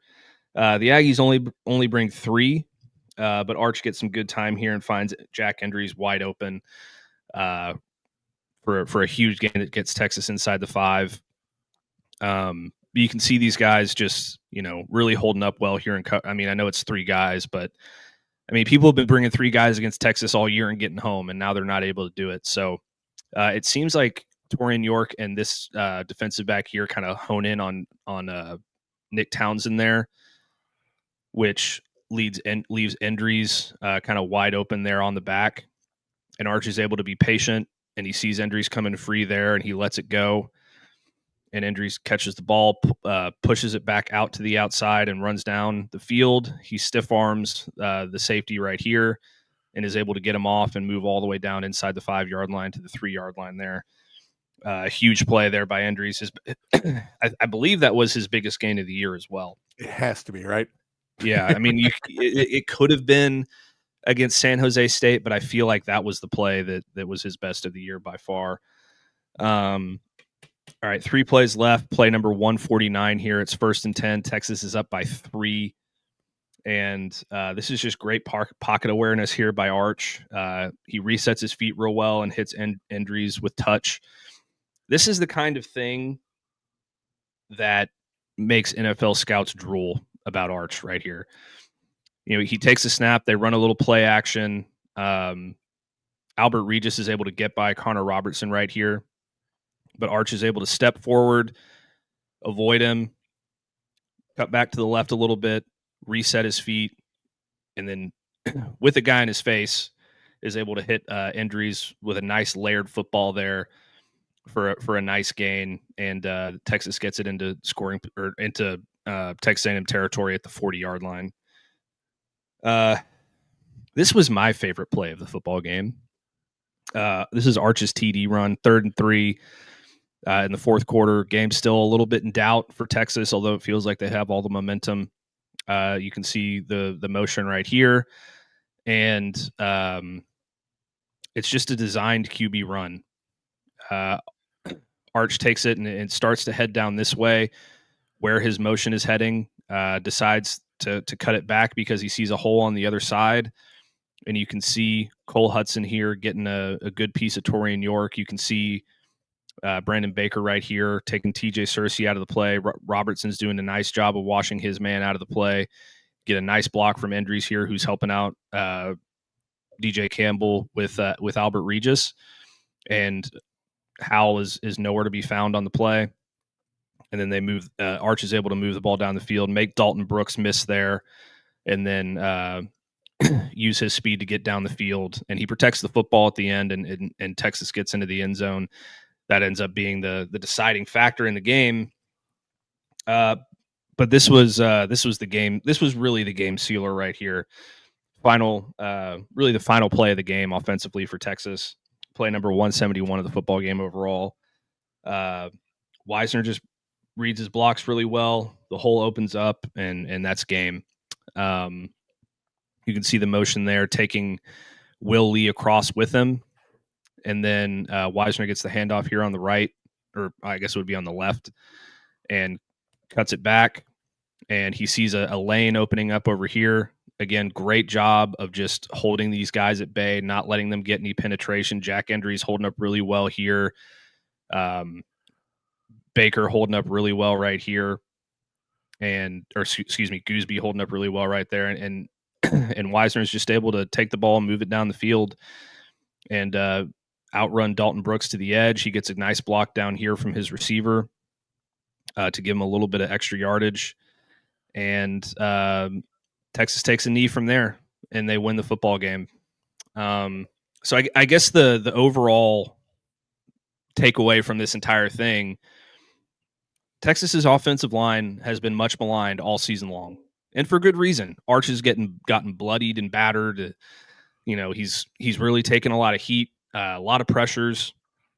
They kept him upright for the vast majority of the game, but more importantly, I think they were able to move the line of scrimmage when running the football, and that's what allowed Trey Wisner to go for 155, and that's what allowed Arch to get those big runs. And that's something the previous 11 games that they played, they weren't able to do, and they were able to do it when it mattered most against Texas A&M.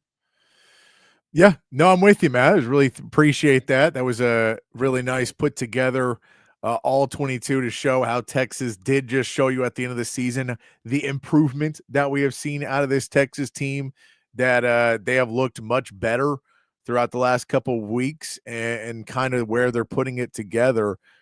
And this also, like, I'll tell you, my favorite play was the Nick Townsend end around, and not just because of what it being a big score, but also we were in Texas A&M. We were in the red zone once before in the game, and it turned into a field goal. But Texas is not good in the red zone. And to call a play on the first play and score the touchdown instead of letting that momentum shift around and just getting it done where Jack Henry's has a big play and next play you score a touchdown is huge, because that has been an Achilles heel of Sark and Achilles heel of Texas the last couple of years, is making those big plays, getting stopped just short of the end zone, and then having to come back and score, and then having to kick a field goal or not get in the end zone or go for it on fourth down. We've just seen that too many times from this team. So to have a play call ready to go and it work, you love to see. And again, also Sark getting his multiple tight ends involved in back-to-back plays, you love to see. Yeah, I mean, that Nick Townsend play is something that we haven't seen. They brought it out at the right time, and Texas has had their issues in the red zone. I like that they got creative. We don't have anything to lose at this point. Let's get creative. Let's do something that we haven't done all year long. Show them a look they haven't seen, and that's exactly what they did, and it worked. And this is what you like to see from Texas in the red zone. We don't want to just line up Trey Wisner as CJ Baxter and run it at the end zone 4 times. Let's get a little creative. Let's use Arch's legs, which they've done some this season. Let's use some motion. Let's run some quick slants, whatever. But this is probably the most creative thing I've seen them do in the red zone. I really liked it. Yeah, no, and it's what you got to continue to do. If you do find a way that somehow they do end up in these playoffs, which again, I think is a very, very slim chance. But if they do somehow, the committee decides to change up what they do. I saw this post a second ago. If you look at the committee's criteria, text should be in. Your opinions are not the criteria. The problem is there is no criteria. We know it's bullshit. There isn't any. It's all made up. Mm-hmm. It's what they write to make it look good at the beginning of the season. There is none, because criteria requires that the members of the committee follow the criteria, which they have shown a complete lack of doing so far in their rankings. So I don't believe there is any real criteria for most of these people. I think they're walking in with their agendas and what they want to do, and how it comes out of that, we will see. But I don't believe that there is, like, I get what you're saying. You're not wrong in what you're saying. So I don't want to, you're not wrong that if we actually did, and there was, and we're just sitting down looking at what we think there is, strength of schedule mattering more than anything else this season, and it really boosting up then Texas strength of schedule is just really elite this season. But it's not going to matter. Everybody's opinion on strength of schedule also changes, so they work into it. That everyone from the Big Ten thinks that Purdue is a better team than Vanderbilt. Like, they have these weird opinions about, well, our conference, when we were in the Big 12, I remember you talk about the Big 12 and you'd be like, well, there's 8 teams in our conference. And you're like, there's not, though. So that's kind of where the issue lies, is everybody's going to walk in with their own, in their head, strength of schedule that these other people got it wrong. So, it's frustrating, but it is what it is. The thing that drives me crazy about the strength of schedule conversation more than anything else is the way that people move the goalposts on strength of schedule. So if you beat a top 10 team in November, like Texas beat Vanderbilt in November, and then they drop out of the top 10 because Texas beat them, now that's no longer a top 10 win to some people. Yeah.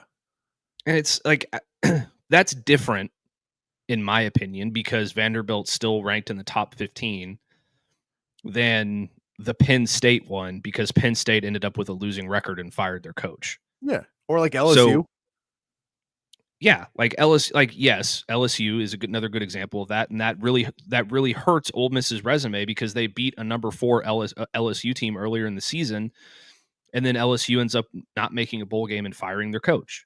Yeah. So Lori, that's not a top 10 win, but a team that's still competitive and within the top 10 range, and you beat them as a top 10 team and they drop out, but then they're still there relatively, that's a top 10 win. Yeah. I'll say this to everyone who's been trolling today, just to let you know how I am. No, we're not crying. We're telling you our opinions because we get paid to do it every day. You are choosing to come into Texas chat rooms to cry about the fact that you're upset that Texas has a point and you don't want there to be a point because you want it to go your way. We're not crying. We're paid to be here right now. Mm-hmm. I'm just saying. And thanks to everybody in the chat. We appreciate you hanging out with us. But if you think that somehow you're coming to us to yell, by the way, we both already said our rankings have Texas at 11, which is not currently in to what it is. So it is what it is. I get it. But we're just saying there's inaccuracies. And that's just the reality of what we're saying to do. So we've just had multiple people come in and be like, quit crying. Like, you're coming here. What are you talking about? You don't have to be here. Yeah, I mean, we appreciate you joining us, but we're not crying. Texas has a better argument to be in the college football playoff than Oklahoma does, and Oklahoma's going to get in. And we're not crying about it because Oklahoma lost 2 games and Texas lost 3. Yeah, and our Patrick and I both have Texas at number 11, which is not in the bracket. We just don't appreciate the hypocrisy of the college football playoff committee when you move Michigan up 6 spots because they beat Maryland, and now you're going to probably move Texas up 2 or 3 spots from beating an undefeated number 3 team in the country by 2 scores. Yeah, we're just simply pointing out the inaccuracies of the college football playoff. They didn't, Lori. They just didn't. Because LSU wasn't hard and Missouri wasn't hard. I get it. I get you didn't have an easy one. I'll give you that. Your schedule wasn't easy. It turned out to be easier than you thought it was going to be, which is great. We played 5 teams who are in the playoff discussion right now. 5 of them. That's why we say our schedule is harder than your schedule. We played 5 teams in the top 15 right now at the end of the season. So that's all I'm saying. So you can go in whatever you want and say, well, on paper, if you look at the beginning of the season, that LSU game is a top 5 game. It's not, though. You played an LSU team that already fired their coach. That's not a hard game. You played at Missouri I'm sorry that John Mateer is making y'all crazy now because you gave him a Heisman hope and then we've seen what he is. He's a good kid. Seems like a great leader. Maybe not. Maybe there's a reason why he wasn't in Power 4 football before. Maybe there was a reason. Oh, yeah. Texas only beat John Mateer because he came off of the surgery. That's right. That's the reason he's only thrown 2 touchdowns in the last 5 games because we're still complaining about the Lori, quit crying surgery about John Mateer's thumb. Quit crying about the Yeah. John. Well, here's the thing about John Mateer's We'll thumb. we'll stop Patrick. getting too far into that one, but Yeah, but no, his just stats have real been quick. awful. Yeah. Yeah, he's been awful all year outside of the Michigan game. Congratulations. You can't sit there and simultaneously praise this doctor for getting John Mateer back on the field and doing this heroic, awesome thing, and then continue to blame the surgery for the reason that he's playing bad. Like, move on. He made bad decisions in that game. He wasn't inaccurate with the football. He made bad decisions. Go watch the tape. He's throwing into triple coverage. That's not a thumb issue. That's a brain issue. All right, let's move on to our overreactions here, Matt. We won't give him too much more time a day. I appreciate everybody coming to hang out with us, but I don't like the express trolling of a team that we beat this season. That's really what's more annoying to me. We beat you. Who hasn't scored an offensive touchdown in 2 years on you? Come on now. All right. Let's start off with our overreactions. Every week on a Tuesday, we do our overreactions here on the show, and you get to tell us if these are overreactions or if they are real reactions, what they go with. We'll start off with the first one, kind of what we've been on all day, Matt. Notre Dame does not belong in the college football playoff this year. I don't think that's an overreaction at all. I don't think they've beaten anybody.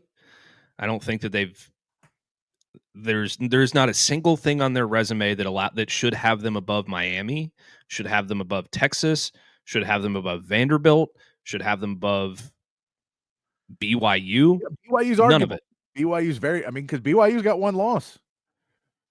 And it's a better loss than Notre Dame's too. Or at least the same loss as A&M, but it's a better loss than Miami. Texas Tech is. And it's and Vanderbilt is 10-2, just like Notre Dame is, and they've beaten more teams than Notre Dame has. Yeah, I'm just all right. I'm with you. I'm on the pitch. I'm put you on that one. All right. How about this next one? That is going to be the conversation that we all have after tonight or after next weekend, where we get to.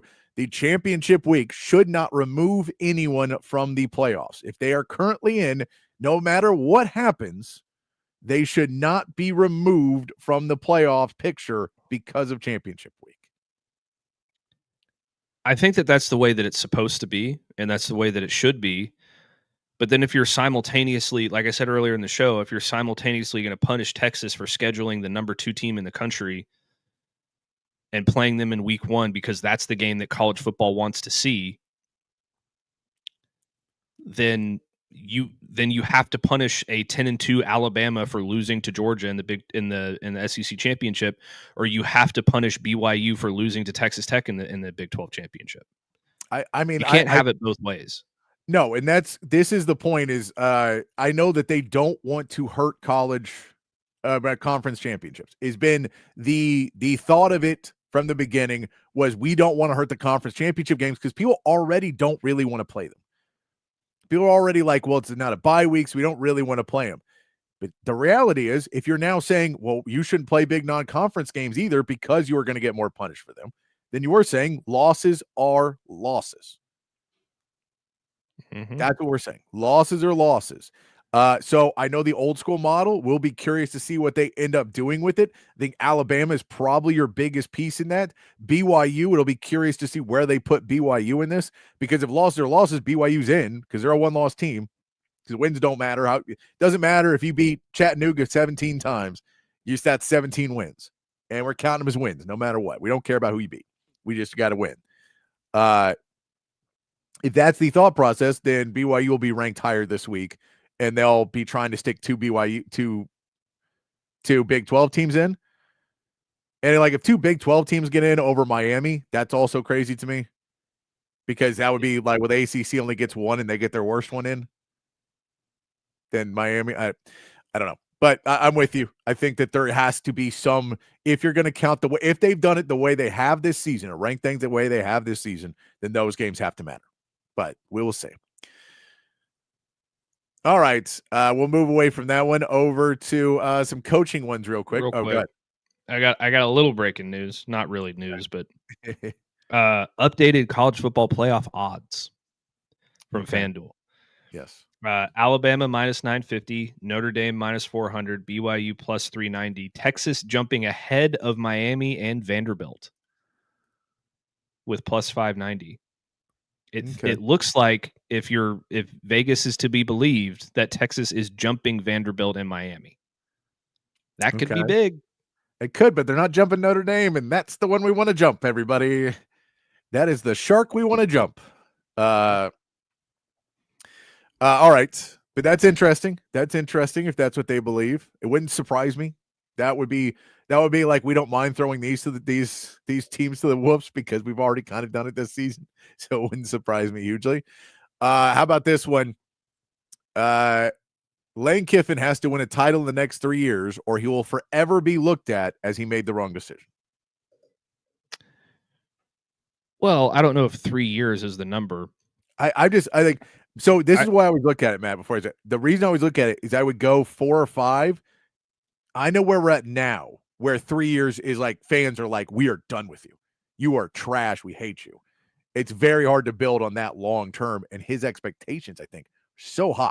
But I'm moving up where I would normally say 4. I'm moving up because I think it's getting crazier than it was. But I'm sorry. Yeah, I would say realistically that time frame should be within his first contract, which is I think 6 years or 7 years. But more so probably 4 years so that you have 4 of your own recruiting classes in there. If he doesn't win a national title by the end of his first contract at LSU, he's going to not only be recognized as a failure and as making a huge mistake, but I think that he's going to regret leaving Ole Miss for the rest of his life. Oh, yeah. Well, I think he's already somewhat in the world of like, oh, I didn't think it was going to be this bad. These seem like nice people. I think there's some in that head where he was like, well, I'm going to do this, and then I'll offer to coach out the rest of the year, and then I'll be the good guy. You're like, you really think that was going to work, Lane? You thought that was going to be the way that people were going to be all for you? Especially when the report came out that LSU is offering to pay him whatever his playoff bonus would have been. He's like, dude, by the way, that makes you look real desperate, LSU. Real desperate. They look incredibly desperate. All right.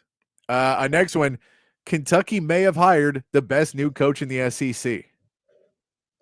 Did they hire Will Stein? They've hired Will Stein. As far as I believe I read that this morning, that Will Stein is coming there. Yeah, I think that they probably did. I really like Will Stein. I was kind of hoping that at the end of the year, Steve Sarkisian would kind of hand off play calling duties to somebody else and bring in Will Stein because I think he's a genius. Yeah, I think they really might have because I like John Summerall. He might be really good at Florida. I think Alex Golish is going to have a tough time at Auburn. He's a good coach, but Auburn's just a lot harder of a place to win than I think people realize. Arkansas is Arkansas. I think Ryan Silverfield's a good coach, but whatever. And I think Lane Kiffin is going to fail at LSU. So, yeah, I think that they're going to be really, really happy with Will Stein. Yeah, 5-year deal for Will Stein to Kentucky came down. So yeah, I think that's a really good hire for them as well. It feels like that's one of those guys you can take a shot on that is an up and coming name where maybe his age, because he's like 34, 35, 36, something like that. His age made it harder for some of these bigger schools to really trust him to run the major parts of their program. You know what I mean? Where, Florida doesn't necessarily want to bring in somebody who goes, man, you're just still so young. But for Kentucky, it's perfect because you're getting somebody who could be a really good coach. And then you're able to bring that person in. I think for Will Stein, it's a great place that he understands. That's a leapfrog school now because you're going to be able to play those big games. Where if he would have taken a job where maybe it was like the Big 12 or the ACC, you don't get as many big games in a year. But because you're on the lower end of the SEC, you're going to play at least 2 or 3 big games every year. Mm-hmm. And you're like, all right, well, let's go see if we can win 2 of those. And then, if we win 2 or 3, or, in the next 2 years, my name's going to be on everybody's list when the next job opens up, when I'm 38, 39, and when you get to those places. So all of those it feel like I think they did a really good job. One more for college here, Matt. Well, hold on real quick. Next year, Will Stein plays against Alabama, LSU, Vanderbilt, Missouri, Oklahoma, Tennessee, and Texas A&M. He's going to have a lot of opportunities. He's going to have a lot of opportunities to show it. It's like you get a couple of upsets in there, and, you know, all of a sudden your age starts to be a positive, not a negative. But I look, if I was Penn State, knowing that Penn State apparently just got knocked out of the BYU coaches thing, the BYU, the crumble cookie, I guess it was, ponied up their more money for BYU's NIL, so he's going to stay at BYU. And now Penn State's kind of stuck. I hear Ryan Hartline is probably your newest, the guy they're looking at now, Ryan Hartline. Wait, the Sataki thing fell through? As far as I know, he's he was, last I read before the show was he is coming from like going to meet with the team to tell them he was staying, and they were going to work out all the details of that. But that was the rule, is that Crumble Cookies, I believe, is who is the donor who came in to make that deal done. Crumble Cookies coming to BYU's rescue. So we will go with so there's that one. Last college football one for you in the overreactions is this one I've seen now, and this one is growing, but I saw a little bit of this over last weekend, and I'm on board with this one 100%. The ACC review method needs to be adopted across all power forwards. Matt, are you aware of what the ACC review method is? No. It's transparent. It's the main thing. So in the ACC, when a penalty goes to review, they send a camera back to the review center, and they walk you through what they're looking at. And it makes it so much better, because now, instead of it happening and all of these things go off and all these things happen to you know, we don't know, and then we're like, well, that's clearly the wrong call. Now it looks like you can go in there and go, oh, that's why they're calling it this way. It at least gives you a better understanding. And you're like, look, we can't fix everything, but at least if there's more transparency and we don't believe there's just an evil guy twirling a mustache being like, no, screw your team, then I think we'll be okay. It'll be a better look if every Power Four does this. Yeah, I'm 100% behind that. No question about it. Make it as transparent and easy and objective as possible. All right. By the way, hey, trolls, have fun. Have fun right now. You know, really enjoy being a despicable human being who trolls people because your lives are so pitiful. Enjoy it. I'm tired of trolls today. It is, I don't get what your parents did, but you should call your parents and tell them they failed at life because you are a despicable troll. I hate it so much. I don't get what the joy in this is. You come to our broadcast to do this. If you want to come talk football, let's talk football. We've been nice to Oklahoma, but you come in to be jerks for no reason other than be a bully. Doesn't make me think highly of Oklahoma. And I know there's good Oklahoma fans that listen to our shows, so I appreciate the good one. I'll say that. Sooner Cowboys in the chat. Yeah, there's good Cowboys people. There's good Sooners people in there. I like them. The rest of them, I'm done with you today. Here's what I'll say. I don't get it. The last time that I was trolled by an opposing fan base about Texas and Arch Manning, and all that, and called horrible things and anti-Semitic comments and all this stuff. Arch Manning played better than Marcel Reed. Texas beat Texas A&M, so it comes back around. I agree. Texas fans do the same thing, and I don't like it from that either. I don't like people trolling, period.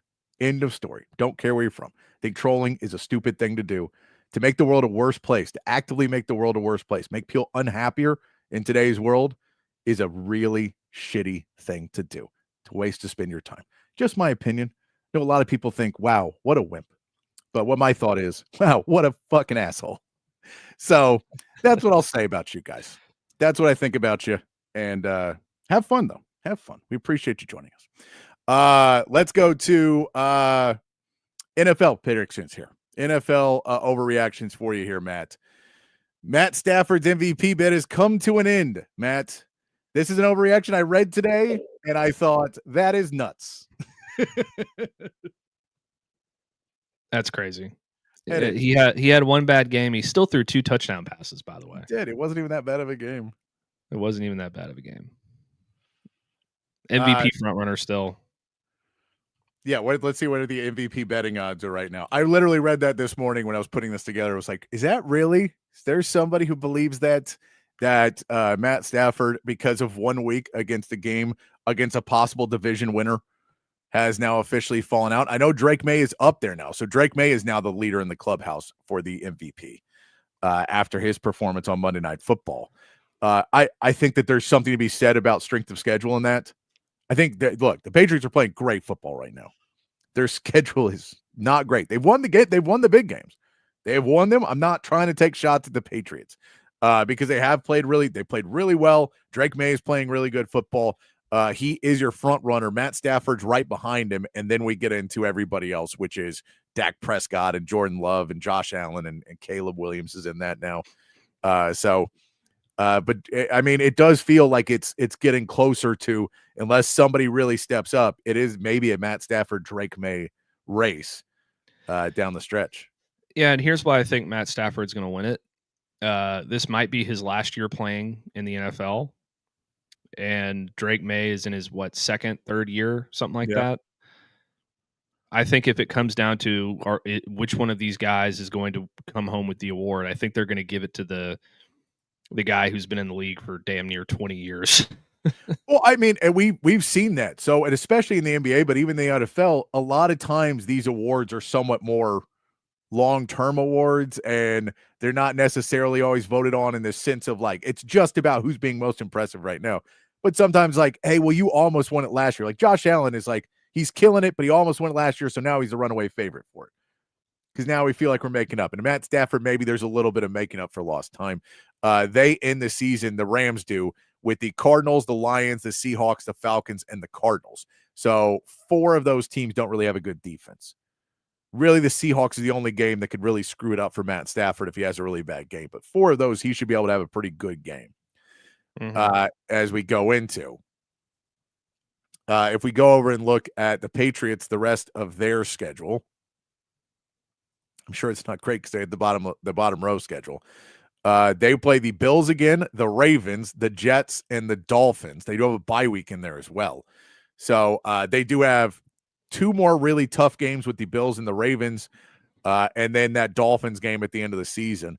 But that's a tougher road than what the Rams have right now and for Matt Stafford's facing. Yeah, that's why I think another reason I think Stafford's going to end up winning it. All right. Let's go to our next one here. Ben Johnson was the real reason for the Lions' success. We are now seeing the Bears start to step over and become better. The Lions are having a lot of struggles getting going offensively, and Ben Johnson seems to be the piece shared between the two. It sure seems that way. I really think Dan Campbell's one of the best coaches in the NFL, though. So I think he played a major role, but you have to give Dan Campbell credit because, I mean, they were getting better before Ben Johnson got there. Yeah. He turned that 0-6, or wasn't he the one that took over for 0-16? I don't remember if it was right that year or right after, but it was around that time. Yeah, so I mean, and they were in a real bad spot when he got there regardless, and he turned them into a really, perennial contender. So Ben Johnson was a big one for sure, but you got to give Dan Campbell credit too. No, I do. And this is what I'll say. This is why I think it's an overreaction, because I think Dan Campbell is actually holding together what the Lions did, where they were trying to keep consistency. So they didn't bring in another play caller, and they're kind of just trying to figure it out there on both sides of the ball. And Dan Campbell's holding that team together a little bit more than like what we'll see with the Nick Sirianni, possibly. Who I think is a better coach. So I think Dan Campbell's well. I do think they have to make a move in the offseason to probably help out that offensive play calling position because I don't know if that's Dan's forte. But he is a tough-nosed guy. He had definitely brought the culture to that franchise that made them a lot better. And I think with the right play callers, they could be really, really good. How about this? Go ahead. Ohio State's going to beat Indiana by 3 scores. Anyway, continue. How about the AFC North champion will have a losing record now that we have seen the Steelers start to stumble and fall. We know the really bad start for the Ravens kind of put them in a bad spot. Now the Bengals are still technically in it because of how bad it is. At 4-8, they're still not out of the playoff hunt and winning that division. You have 2 6-6 teams in the Ravens and the Steelers. Bengals at 4-8 now with Joe Burrow returning. Is this a losing record for the winner of the AFC North? I mean, I'd have to look at the schedules. That sounds impossible. I mean, you have 2 500 teams and a 4-8 team in the Browns. Yeah. Well, the Browns aren't going to win it, so we can rule them out. The Bengals have the Ravens and the Browns and the Bills and the Dolphins and the Cardinals. So they could theoretically finish 9-8. The Ravens have to play the Steelers twice. I mean, I guess it's possible. Yeah. I mean, that's kind of crazy to think about.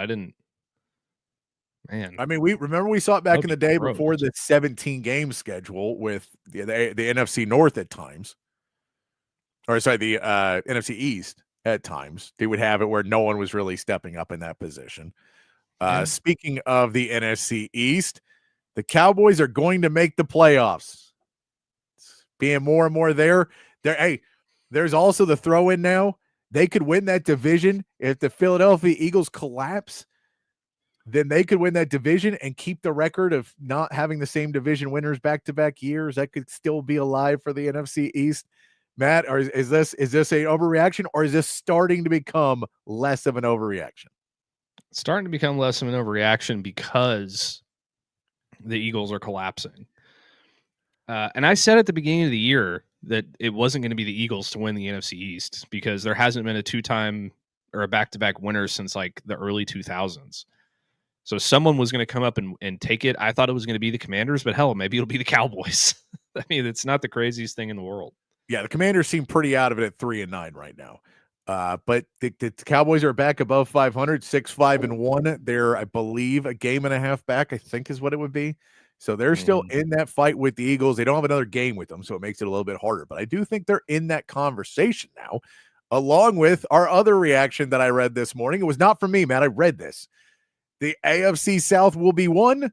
The favorites to win the AFC South is the Houston Texans. They are 7-5 behind an 8-4 Jacksonville and an 8-4 Indianapolis. They do play Indy one more time. Indy and Jacksonville play each other twice more in this. Unfortunately for the Texans, they have already played Tennessee twice. You'd like to play Tennessee every other week. But this is a Houston Texans team that is playing well at the right time, tons and tons of defense, and maybe the offense is starting to figure some things out. I think if they beat the Chiefs, they're going to win the AFC South. All right, so they win this weekend, and you're switched on them if they win this weekend. If they win this week, I will be switched on to them because they beat your hated rivals. They're your hated team in the Chiefs. There's not a team in the NFL that I hate more than the Chiefs. Not any? Not the Eagles? No. Wow. That's cheers. Hats off to the Chief for taking over that mantle. It's an impressive mantle to take over. It wasn't easy, but Patrick Mahomes sure made it a lot more simple. I'll tell you that. All right. Those were our overreactions. I think the Texans are playing really good football. If you look at the general rule is that physicality wins at the end of the season, and the Texans are the most physical defense, at least. The offensive line looks like it's playing a little bit better. So that one I think is there. If they can beat the Chiefs, though, that is going to be a huge, huge game because then they would have had wins over the Bills and Chiefs out of that stretch of games that we talked about a few weeks ago. They had to, get a couple wins. They'd be playing much better. And to all the Texans fans who want to put in Davis Mills instead of CJ Stroud, who would tell you that's probably a bad idea? Davis Mills. But that's just me. I'm just telling you I get that you're like, well, Davis Mills won the game and you're not remembering those games. I guess you see the wins. And so in a game, you think that he's not, I don't know. I don't quite get that one. If you don't watch football, you think Davis Mills is better than CJ Stroud. Like, I was just really like, Dad, those offenses were not good either. So I don't know. That's just me, though. What can I say? Let's take our second break here, Matt. We'll come back, wrap it up with the meathead of the day. We'll say our prayers that the college football committee comes to some sort of sense. And what time do they drop the rankings? It's right after our show, I believe. Cool. So we will know soon enough. We'll take that and come back here in about 2.5 minutes, right here on Open Gym on Texas Sports Unfiltered. Hi, I'm Dan Covert with my wife Hayden. Welcome to Covert BK. Our newest location in the gorgeous Hill Country includes Buick, GMC, Cadillac, Chrysler, Dodge, Jeep, and Ram, and hundreds of pre-owned and certified vehicles for you to choose from. We have 3 service departments that are ready to take care of your car, truck, or SUV with 86 service bays to accommodate any repair and get you in and out quickly. Come visit us today to select the vehicle you've been dreaming about. Covert, born and raised in Austin. Hi, this is Tom McKay, owner of Audiovisual Consultations, and we would like to take a moment to thank all of our clients for making the last 37 years both fun and fruitful. If you haven't yet, I'd like to invite you to give us a try for all your home electronics needs. There's no need to leave your home to find great pricing and incomparable service. No traffic, inexperienced sales geeks, or pushy showroom tactics. We come to you. So just relax, hug your kids, and smile. We handle all the work. Just give us a call at 255-8678 or online at avconsultations.com. Say hello to Jason and the gang over at Relax the Back. They embrace a holistic approach for a healthier lifestyle based on 35 years, folks, of proven expertise, and my back couldn't be happier. Their motto is live wellness, and folks, they can transform your routine, your daily routine, into something very, very special if you have back pain. If you're struggling with thoracic problems, if you got hip problems, if you got lumbar problems, please go over to one of their stores. They got 2 great locations, and find out a chair or a recliner or a sofa that's going to fit you and going to make your life a whole lot better. I've got this office chair right here that I've been sitting in for years, and I love it. 2 locations, folks, at the Hill Country Gallery across from Whole Foods, and in North Austin at the Gateway Shopping Center across from the Container Store. Live pain-free like the Buck and Relax the Back. SendTexTickets.com. If you're in the market for tickets to any sporting event, any concert, any Broadway show, anything live coming to town, you got to head over to SendTexTickets.com. The best seats to all of the biggest events, not just here in Austin, but all over the state and all over the country as well. It's so easy to use. Just log on your phone or computer to SendTexTickets.com. All of their tickets are 100% guaranteed, and they will be delivered right to your phone or computer. So simple to use, and you're also helping to support a local business every time you shop. SendTexTickets.com. So if you want to be at the biggest events in sports and entertainment, there's only one place to go. It's SendTexTickets.com. Back here on Open Gym on Texas Sports Unfiltered, wrapping it up here on a Tuesday afternoon. It's not Friday. It's Tuesday. I wish it was Friday. I know we all do. But Tuesday afternoon, shout out to people on the text line hanging out with us. Chan, ask me that basketball question again tomorrow. We have a little bit more time to talk about basketball. They play Virginia tomorrow in a bigger game, so we'll talk about Texas basketball a little bit more in that game, because it is a bigger game. Trying to get Sean Miller, trying to get people out to the Moody for it. I have some breaking news for Texas Sports Unfiltered. This just happened. Texas has flipped 4-star defensive back Torrey Davis from UCLA 1 day before signing day.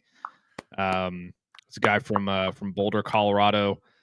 Very talented player. He's a 2-sport athlete, 2-way standout. He's a talented hooper, and his athleticism pops on the football field. He could play receiver or safety at the next level, but safety is where we think his upside is the highest. This is Greg Biggins of 24/7 Sports scouting report. He boasts a projectable frame that is pushing 6'1", 190 pounds, with room to add good weight in the coming years. He shows a ton of range in pass defense with good ball skills and does a great job of high pointing the football. He's got speed to go sideline to sideline, and he runs downhill from the box in run defense. He's physical. He loves to hit. He can break down in space. He's an excellent tackler. And that's a big one for Texas. They needed some young safety help back there going into the future, and this is a really, really good one. No, that's awesome. That is really good news. A ton more recruiting talk tomorrow because it is early National Signing Day tomorrow. So we will that'll be most of our show tomorrow, that and the college football playoff poll as well. But we'll talk about that plenty tomorrow as well, because yeah, it is Sunday. So we don't talk a ton of recruiting on the show. Don't get too far into it, because again, I don't watch all the film. And so I don't want to just claim to know everything about everybody and spend shows breaking it down, because it's not my expertise. I'm not a scout. I don't watch high school players all the time, so I don't do that. But we will talk about it much more tomorrow, because it is a big day for Texas to see where they're going in the class. See if they pull any more swaps, if anybody leaves for them in the next 24 hours or whenever the signings have to be done. I know it's probably in the morning, so probably 12 hours, really 12 to 15 hours until we'll see most of these people. The whole story today about Georgia and Vanderbilt, did that ever get settled? I mean, to my knowledge, the quarterback, 5-star quarterback Jared Curtis, came out and said that was an inaccurate report, and that he hasn't made his decision yet, and he's supposedly not going to sign anywhere tomorrow as they figure this thing out. But I mean, I don't know. If I was him, I would not flip to Vanderbilt. I would say that. It is no. So if anybody missed that, one of the top recruits, a 5-star quarterback, Jared Curtis, somebody reported earlier today that he had told them, the report said, I talked to Jared Curtis tells me he is flipping to Vanderbilt from Georgia. That set off a crazy storm of everything. Then Jared Curtis came out afterwards and said that was untrue, and he doesn't know where it's coming from, even though the original report said that he had said it himself. So I don't know if it was a misunderstanding or if it was you could believe it was a timing thing that he had not talked to Georgia yet. But I guarantee I don't want to be on Kirby Smart's side when that would happen, because it feels like Kirby's not the most understanding individual in the world. No. So, except when his players are driving too fast. Well, he doesn't understand that either. He just doesn't care. Understanding and caring are two different things, man. Yeah. Let's hit our meat out of the day. It could only be one guy, which is Young Ho Koo, which I don't know if you watched the game last night, Matt, but there was a play in there that he kicks a field goal. And I'm going to show you the first view of it, and you'll be like, okay, was this what happened there? Young Wei Koo, and Young Wei Koo goes in. If we see the play, we'll see it again. It's just loud. Can't really see it there. And then we get to see on the other view of it.